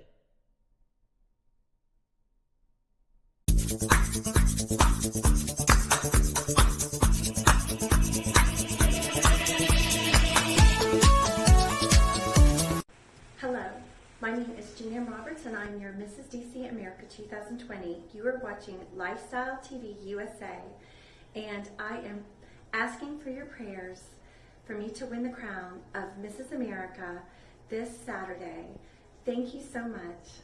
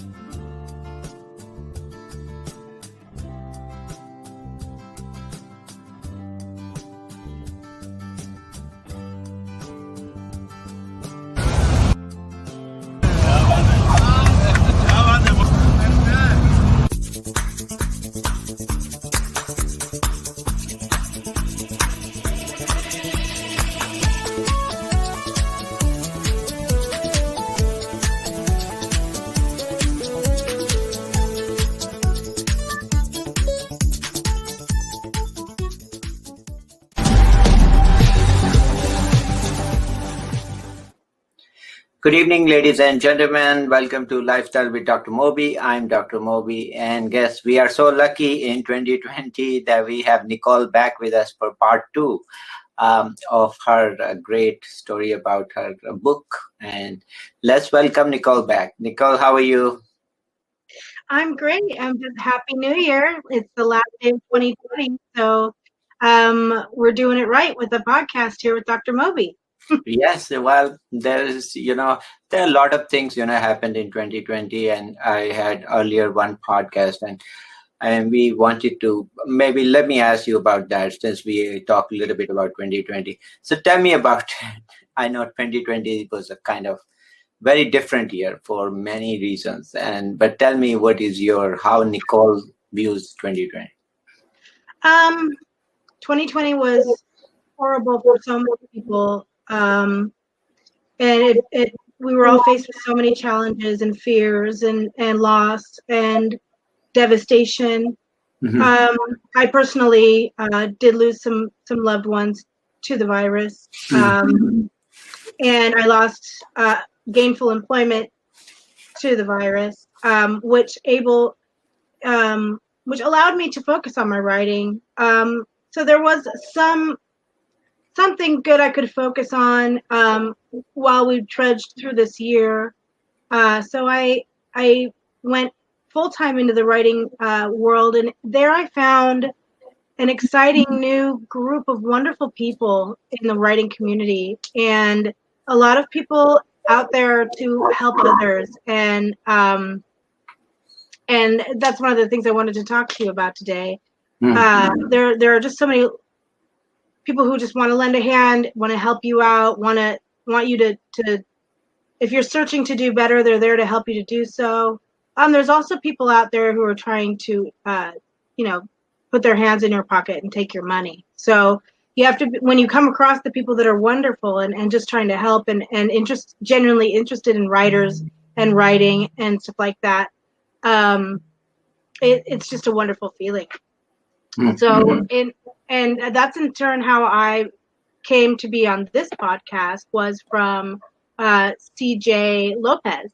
She runs the Authors Studio, and she prepped me for my first interview when I had the local paper here, because I was nervous, knowing I write women's fiction, and it's not always for anyone or everyone, but I do write to inspire and entertain and empower women. So in my own way, I feel like I'm helping women as well through my writing and my words. I find that my readers find that they're relatable, and there's always positive outcome within my stories for people who've been knocked down, who are able to triumph and get back up and live a great life. So, following all of the adventure and everything like that, life doesn't always run that smoothly, especially in years like the one we're having this year. And I think it's just the way you write it. And I've had a lot of really great time to expand on the writing, maybe start a new career here in the writing field, helping other writers. And I think, if we look back, I think you're saying great things about, writers and young writers or new writers, which are never had writing experience, which include myself too. I have only one book. Although I've rewritten this book 3 times, but, that points to that same thing. We all go through that. When I finished this first book, I got feedback. It was on, Amazon, and, the good thing, there's the pros and cons of Amazon and so forth. You can correct it anytime. So, which is great, because you might change the design, you might change the colors, you might change this or that. But this wouldn't be possible if it was a book version. But by the way, I have the book ones too, and I could change that. So I've changed the color into 3 times. We had to come up with 3 different versions because some people said it's too expensive. They couldn't afford it. $20 they Your formatting, make it smaller. Yeah. Smaller. lighter page. The page is, so you change the page from white, fine, nice colored, beautiful page to just, average page. The cream font is actually the way to go with readers as well. It's easier to handle. It's less expensive, and it's not as heavy. Okay, so I had, but there's a difference between the glazed paper and how the pictures. So my book has some because it's about diet, and when people look at a certain dish, they want to be really feeling thirsty or hungry about the food. I mean, if I put black and white, nobody would do that. So, but I had to do black and white because people couldn't afford it. So that's half the price of the book, which is different from the normal book. And then the Kindle, of course, or those. What I find is the advantage. My experience is the advantage. You can change many times. You can change fonts. You can change paper. You can change even the hard copy or the regular copy. And I did like 3 versions of same. So then I dubbed it in Spanish. I have also in Arabic. So I realized there are a lot of the books in one language, but my experience was there were a lot of people with minorities, especially Spanish. They have not many books.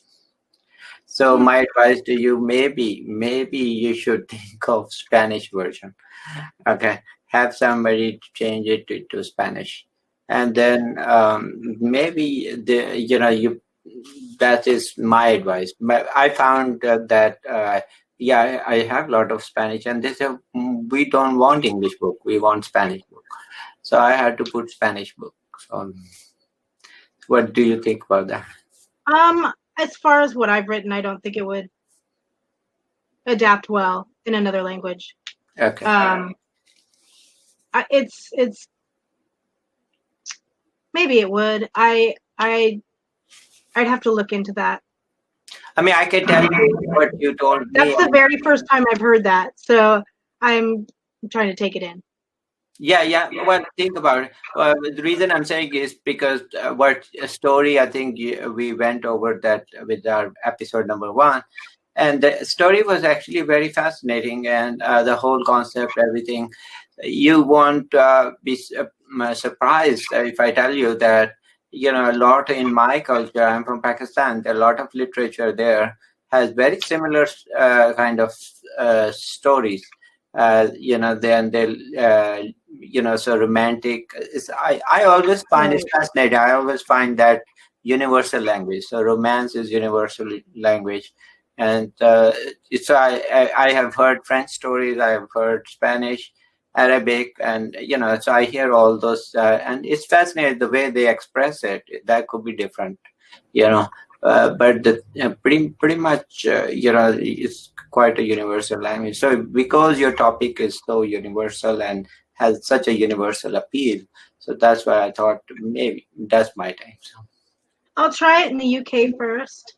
I do actually have scenes in Mexico in the book.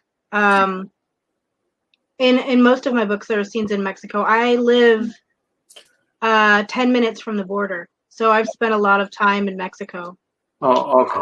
So that pretty much. Yes, I'm pretty familiar with Mexico.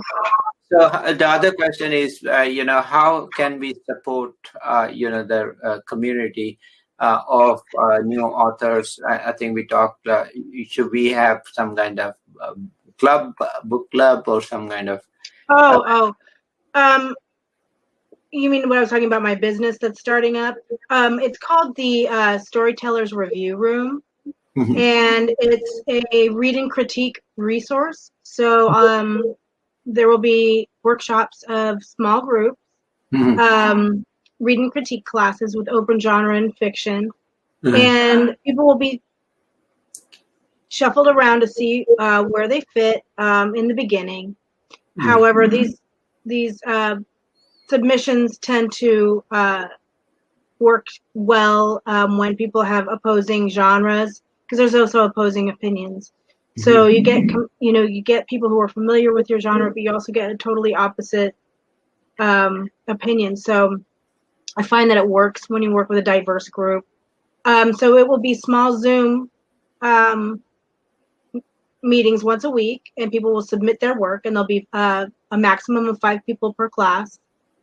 And all 5 authors work on each other's work. So by fixing other people's mistakes, you also realize that you're making the same mistakes, but you also help them find the plot holes that are missing in their stories. A lot of times writers get so far into their heads and their creativity, they can see what's happening, but sometimes they don't put it out on the page for the reader to see, and they get left out. It's like leaving someone out on a secret. So when you get extra sets of eyes, a lot of people use beta readers, a lot of people use alpha readers, but this is more from the very beginning of the book, the developmental phase of the book, the first draft, so that you get people who are like, wait a minute, how did we get to here from there? We missed something here. And then you go, oh yeah, just takes a sentence. I need to fill that, I need to write that down. Reading critique has been the biggest tool that I use to develop my writing. And it also, these groups are social in nature, and considering the state of the world right now, we also respect anonymity, but I've made friends in reading critique groups that I've had for a decade, and the only people who really, really like to talk about writing are writers. So this is the best place to do it. Plus, I've also accrued a little family of editors and book designers and podcasts and hosts and different ways to develop. If you're an indie, if you're publishing an independent novel, there's so many resources out there that a lot of people haven't even clicked into yet, and I'm going to absolutely bestow this knowledge upon anybody who asks it of me. I wish I had someone who had been through these steps helping me out. I don't get that from some of the classes that I've attended. I've attended some publishing classes, and just by being in the trenches is where you learn the ins and outs. And there's also another side of it. There's, whether to stay on Amazon or to go wide. So that's a big thing that people need to decide what they're going to do. It doesn't matter what, it's all a lot of work. So another thing about the writing community is we all respect how much we put into this, what we're doing, when a lot of people see very little end result. So it is a passion. It has to be your passion, or it's you take your chances out there, and it's a needle in a haystack type situation. Tell me also, is how the marketing aspect is. Are you gonna? I know with COVID it has changed everything. There was time, of course, you could do a book tour, or you could stop back at the mall and have autographed copies or something. So, do you have something on that lines for marketing? I do have a book signing. It's been pushed back to just January 17th here in San Diego. However, unfortunately for the indie bookstores all across the United States, Big Bad Amazon has taken over. And, it's put a lot of small book stores in the ground. So for indie authors looking to market, there's a million different ways to get your books out there now. Most bookstores don't take independently published books anyway. So your chance of getting into a bookstore are very rare. As far as independently published books, you can put them out. You have to do the work. You have to do the advertising. You have to do the footwork. You don't have somebody doing it for you. And honestly, I know people who've been traditionally published and have published their own work, and they do better with the independently published work because they know how much work they're putting the work into it. What you do is you list it on Amazon, you list it on Barnes and Noble, you list it on Goodreads, you list it on BookBub, you list it on, I've got a list of 30 different places you can put it, apps too. There's also, you can share newsletters, you can do takeovers, there's all these different, you also need to blog your work too, get people interested that way. It's all day long. It's never stopping, and I'm still learning the majority of it right now. So also tell me a little bit about what helps these. We have talked a little bit about marketing. Who did you find helpful, or with your journey so far about the book? The whole. In my own research, I found a bunch of Facebook groups of writers, and actually, I would just say just jump in there, folks, and start looking up what you're interested in writing. If you have a certain genre, or if you're interested in self-publishing, or if you're interested in traditional publishing, or you can get onto YouTube and just put in, self-publishing or publishing a book or writing a book. There's a video for everything. You just have to go out there and look. So I joined the groups on Facebook, and these are platforms where you can ask your questions as an independent writer, as a traditionally published writer, what to expect, where do I go, how do I do this? I need an editor, I need a book cover, I need, one very big valuable piece of information I will give to other struggling new writers out there is never, ever pay a publisher. Ever. You should never pay a publisher. The only thing you should pay for is an editor, your ISBN number, your copyright, basically, and formatting, and that's it. You don't need to pay. You should not be paying for anything else. If somebody's asking you for money to publish their book, run. Yeah. Because I also paid for editing it, and that's about it. Editing it and formatting, I did mostly myself. Cover design, I did myself. ISBN number, that was part of Amazon. Yeah, actually, it didn't cost me as much I've recovered my cost way over. So that is not. But my audience was mostly because it's a medical type health. Right. Book. So those are my patients. I see them every day, every week, and it's right there. They love that. They buy it. So yeah, I don't need to go out usually to marketing, but I did market on Amazon and ads. But I found what was not helpful was Facebook ads. Those are useless. Right. Don't spend. Some people do have luck with those, and some do not. I haven't tried them yet. But the problem is with this marketing is you have to put money into it to get money out of it, and there are no guarantees. But I don't think people are afraid of putting money in and out as long as it's gonna get out anything. Problem is, we don't know which one are real. So many times I have some of these marketers, promoters. They promise that they will have these many leads or so forth, but they take the money after. Next thing is nobody knows anything about them. So I had to kind of report to the credit card a couple of times. I lost not much, but I lost a couple of $100 on that because they took the money and they said they will promote it or prepare that. And the problem is the scammers out there. Oh, yeah. And then once they know you are new or you have not published a book, unfortunately, they will take advantage of that. Yeah, my formatters I spent way too much money on formatting. Okay, and then I wish we have this kind of podcast or website or group so we put out, don't do this, like you said, don't go pay publisher this much money, or don't sign any contract which will you end up paying Right. Be big. careful about that too. They'll take your rights. And then there are a lot of ads on Facebook, social media, everywhere, kind of scamming.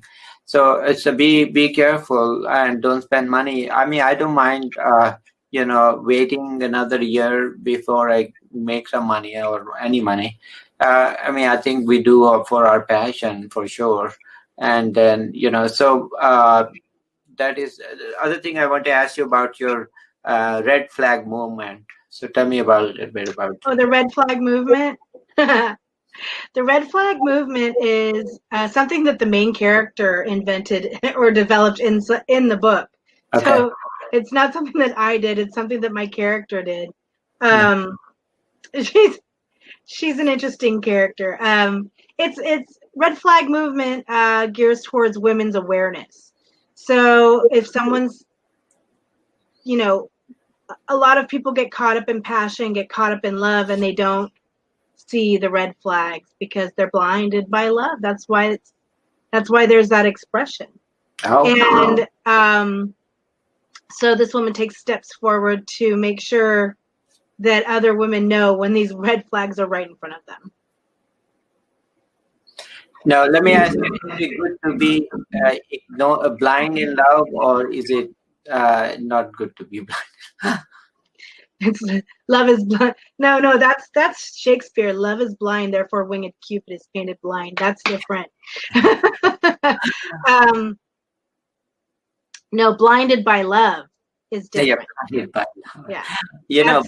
But the question is that the question would always be, would people still love if they are blinded by love or blind in love or blind by whatever? So would they still love if they had eyesight and all kind of course. Huh? Of course. The red flags are coming from people who are telling lies. Okay, so these are red flags of people's bad behavior, lies, secrets, things that would be detrimental to some person who's giving their all to another person who doesn't deserve it. There's lots of people deserving of love out there that won't do those things. So absolutely, you can love without being blinded by it. Or don't worry about red flags, because there are people who gave bad name to love, but that doesn't mean people should stop loving. Bon Jovi. Yeah, now it's Bon. You're quoting Shakespeare. We've got Shakespeare and Bon Jovi on one side. So my goodness. Bon Jovi's guitar at the back. So that is so true. But but that's a reality. That's a reality. So tell me also, a lot of people ask me, and I always find it fascinating, why women keep on watching crime shows. Why women watch crime shows? Yeah. I have a friend that loves those. I'm not into them. So I can't answer that. I'm not into the darkness. I feel like life's hard enough as it is. So when you delve into that kind of, I know it exists in our world to a certain, but I don't necessarily need to know about it as my entertainment. Mm-hmm. It's just not something I choose. I choose lighter shows and movies. But I have a lot of clients too, and patients too, and they love whenever there are female patients. I ask them, "What were you watching TV?" "Oh, I was watching the crime show." I said, "What?" And then I don't watch that stuff. It's not good for you. And then I asked my wife. Every time she turns on TV, she watches them too. So I said, sometimes the mysteries are really intense, though. Yeah. There's the murder shows, like, where they're discovering the murder and the bodies and some of that people find extremely fascinating. So there's that. It plays with the mind, so it gives you a little bit of a workout and takes you on a journey. So I can understand why people enjoy that kind of stuff. I don't care for blood and gore myself. Okay, so then I think we are reaching the end of our show. So tell me, any final message for 2021? Let's get rid of. 2021. Well, if there are any struggling writers out there who need some accountability or writing buddies, come see me at the Storytellers Review Room. It's a supportive place. We respect your vision. It's done with the very least tactfully. And there'll be other resources if you have other questions. And it's also a social environment. We've met some great people like Dr. Moby here and CJ Lopez and the people over at the book studio doing the book covers. I mean, just doing wonderful people for passionate artists who need the help. So that's what I'm jumping on board with this year, and I hope we have a positive outcome, and people come to us for entertainment, for fun, for development, and that's what 2021 holds for me, hopefully.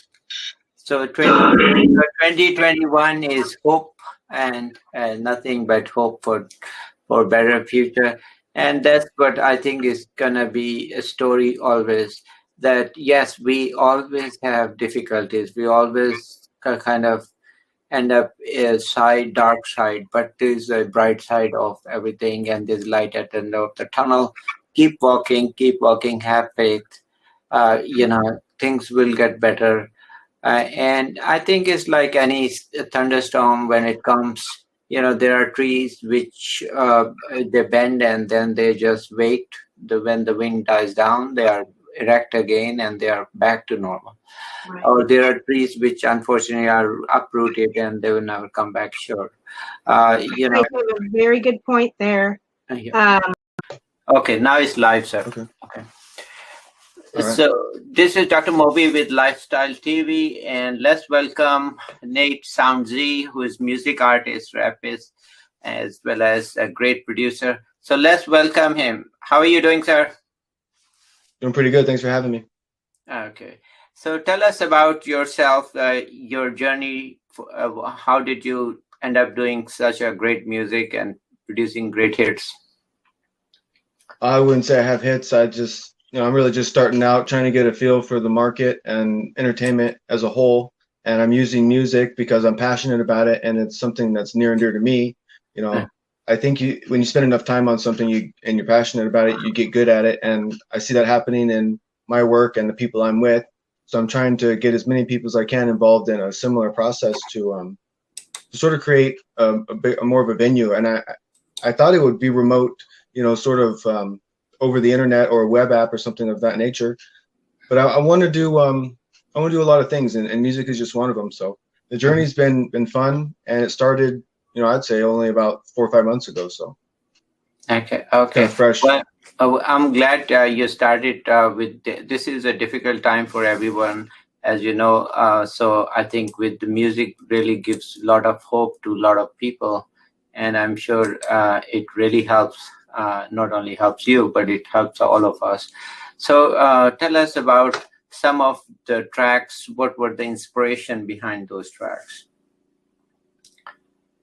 So, I get the worldly news from my mother on a daily basis. She's very much a news watcher and things like that. I myself, I don't watch any television. I don't concern myself too much with what's going on with what politics are talking about. I'm concerned about people's health and the well-being of individuals and food and all the basics of life. I'm pretty much a minimalist. So what inspires me is sort of the contrast between what I feel and myself I need to do and what's necessary, and sort of what I hear in the world at large. And that dynamic and the difference. I try to investigate it quite a bit, and I think there's a lot of interesting things that a lot of people miss.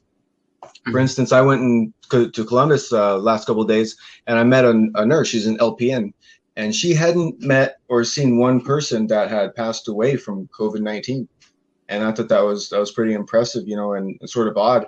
So there's still a lot of people directly involved with this sort of, pandemic and everything else that aren't necessarily involved in it in a sense, that it's not affecting people on such a deep level. I think that we're conveying, there's not a lot of angry people across the world. I've been to Las Vegas, I've been to Minneapolis, I've been to New York, I've been to Ohio, Southern California, and I live in Northern California, and none of those places have I met a single angry crowd of people, But if I turn on the TV, I sort of see that anger and frustration.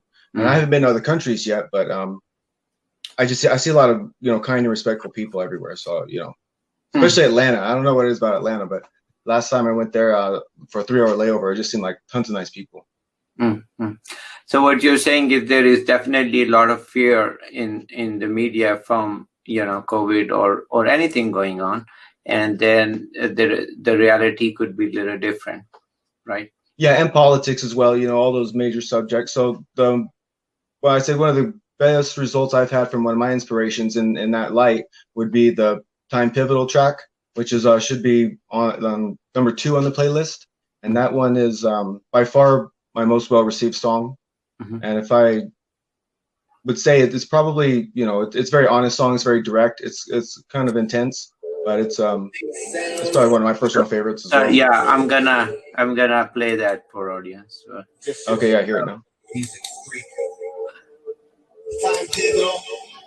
Oh, sorry, it's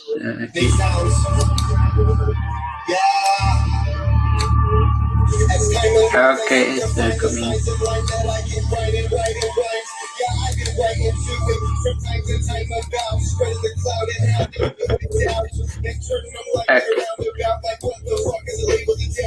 Okay, it's coming.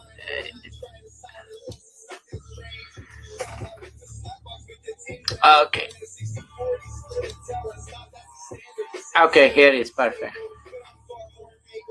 So that's the track we were talking about? Yeah, that's correct. And it's also below it all by itself. That's the one we're in right now is on the playlist, but yeah, that's the one.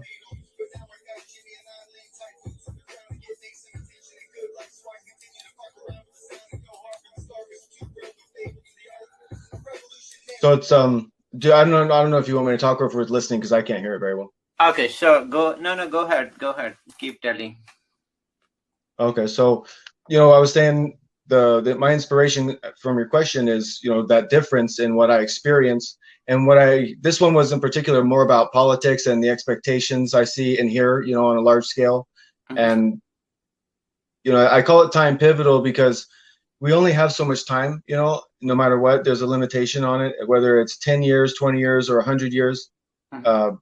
Every moment that we give something a breath of our own, in terms of our actions and our thoughts and our interests and our desires, they bring that thing closer to life, because you're a willing participant in that process and you're willing to do things that will bring you closer to those events, right? Manifesting it. And I think that the collective karma and what the news is reporting it to be are way off, It seems to be a detachment. And I only say that from my own experience of going across the country and interacting with a lot of different people in airports and stuff like that, where you have a whole bunch of people from other places coming together as well. And there's just, there's no animosity or frustration that I see among anybody. It's all everyone. The only thing that's different is everyone's wearing a mask, and I'm sure there's fear out there, but we've always been up against something difficult in life, as a collective and as individuals. We all have struggles. So I think people are stronger than we give ourselves credit for, and I don't like to focus too much on the fear aspect. No, unless we're talking about overcoming it. No, we can certainly. Actually, a lot of music artists as well as other artists, their inspiration is the stories. Their inspiration is people hope or people, and with the artist can be so pictures can take pictures of hope or can take pictures of sadness, right? And there are of course there is sadness too, but I'm sure if we focus more on hope and the way to move forward, probably it will give a lot of positive message to a lot of people, right? That's what you're trying to say, right? I think so, yeah. So, absolutely. But if we focus more on just crying, then of course, it's not going to help a lot. But except create. Because what you're doing is crying. Because what you're doing at the moment is crying, and if that's what you're doing, what are you going to gain from that? I don't know. That's why I always ask people, what do they want? What are their intentions? And like, who do they see themselves as? Because you put those two things together and you can really gear yourself properly to receive a person's, actions or something or interests, You can respond in a productive way for them as long as they're being honest. Yeah. And that's also so true. So I think you have a great point. I like your approach that, we need to figure out or maybe it will also reflect in your music. Probably you said this track you had, this Time Pivotal, right? That's more of today's track, like, right? I would say it's got the elements of a good, intense, hard hip hop song, or I'm trying to get into the idea of, referring to myself as a rip hop artist. I don't think I'm quite intense enough yet, but my genres are sort of mixed, really. They go far and wide. So I don't know what to call my style of music, but I would certainly say it's modern in its flavor, and it's got the political charge to it in terms of its theme, and the words I say. I actually spend quite a bit of time putting them together, and I try to set the right mood. And for this one, it's sort of like not frustration, but I tell my friends sometimes, we've always got things that are we have flamethrowers, right? Elon Musk created an awesome flamethrower. That's cool. Flamethrowers are awesome, but there's no big kind of gun you can easily fertilize a whole lawn with and plant beautiful flowers. There's no flower gun out there that's really popularized. And I always think that if I had the same amount of intensity for people to be passionate about, like, video games or something, or something even bad, or not bad, but aggressive, like combat or something. If you had a combat soldiers type mentality, trying to help people on a regular basis with something really simple, like making sure they have enough food every week, I think that's really kind of pushing too hard for my taste. But just to really stress the point, you could do that for all sorts of things. The kid has an exercise every day, or the cleaning up of the community and stuff. I'm not sure where to even start with all of it. It seems like a lot of simple problems could be solved if there was more action and less, criticisms and like that. Mm-hmm. I try to think about solutions all the time. So I'm always asking people what they want and what we can move forward with. Mm-hmm. Mm-hmm. So tell us about other tracks. So which one is your favorite? Personal favorite is the one on the very top of that playlist. So I think it's number 2 that you're on now. Time Pivotal is, but I like Dark Side. I like Over Here, and I like I forget the name of the one at the top. But it should be the number 1 track right there. The Best Underground, then Time Pivotal. Yeah. If you click the picture that says Nate Sounds at the top, the purple one. If you click that picture. This one. Just click it, and it's gonna. No, the one that's there. To go back one, it's the purple one, the one that has the list on it. You just click that playlist right there. Okay. And basically, that's the top one there. But okay, let me go back. Try to figure out. So this one is the first one. Yeah, so it's the one right there. Yeah. Okay, so let me. But Nate, that's the one. Yeah, that's the one. Yeah. Now you scroll down. That's the one. I can see your screen now. Before I couldn't see it. And it's going to be the top one there. So this is Hind Legs. Hind Legs. Yeah, that's the one, right? Yes, sir. Okay.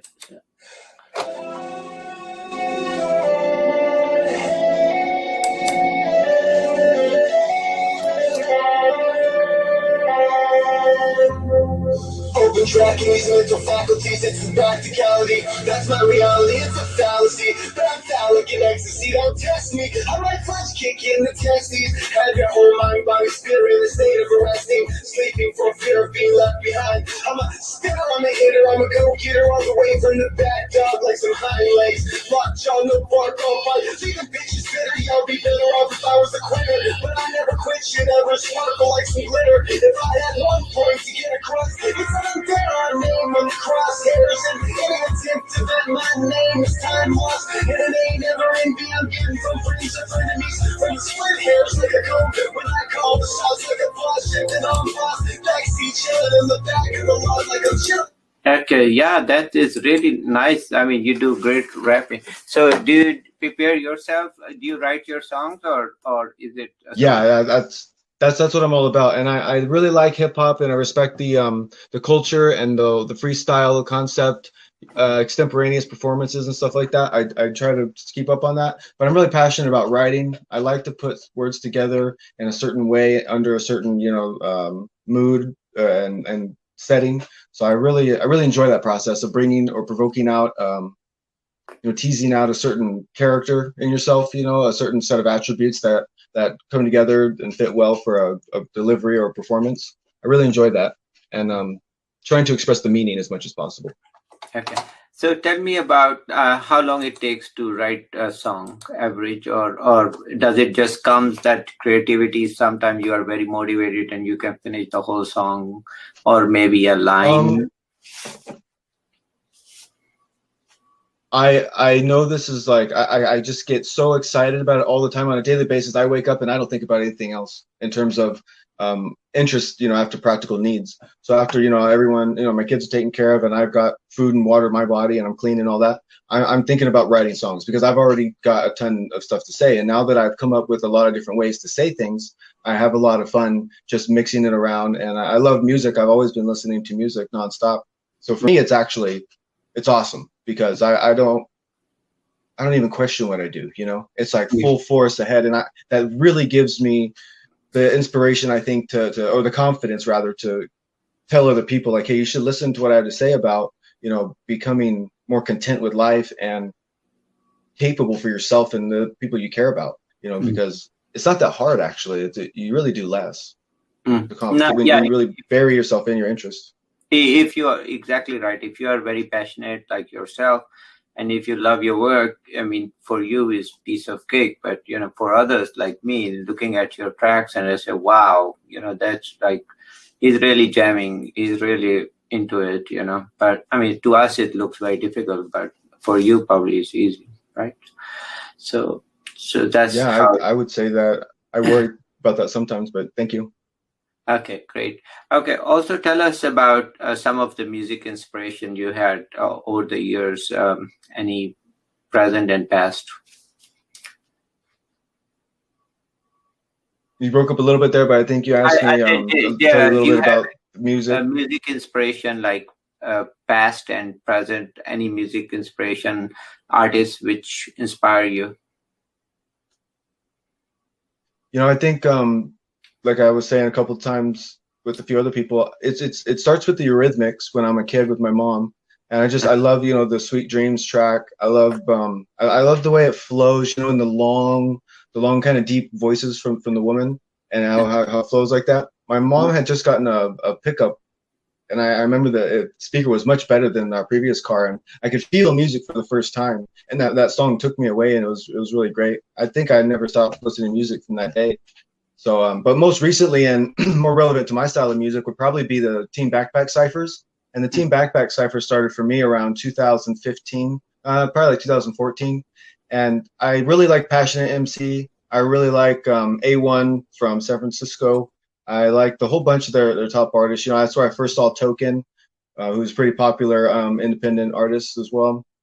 And a lot of those people inspired me, but Passionate MC for sure. Just the guy's so relentless and intense, and he's got a lot of audacity, and I think he's a very talented writer. I think he says things that people don't really grasp, because he's very sophisticated and animated.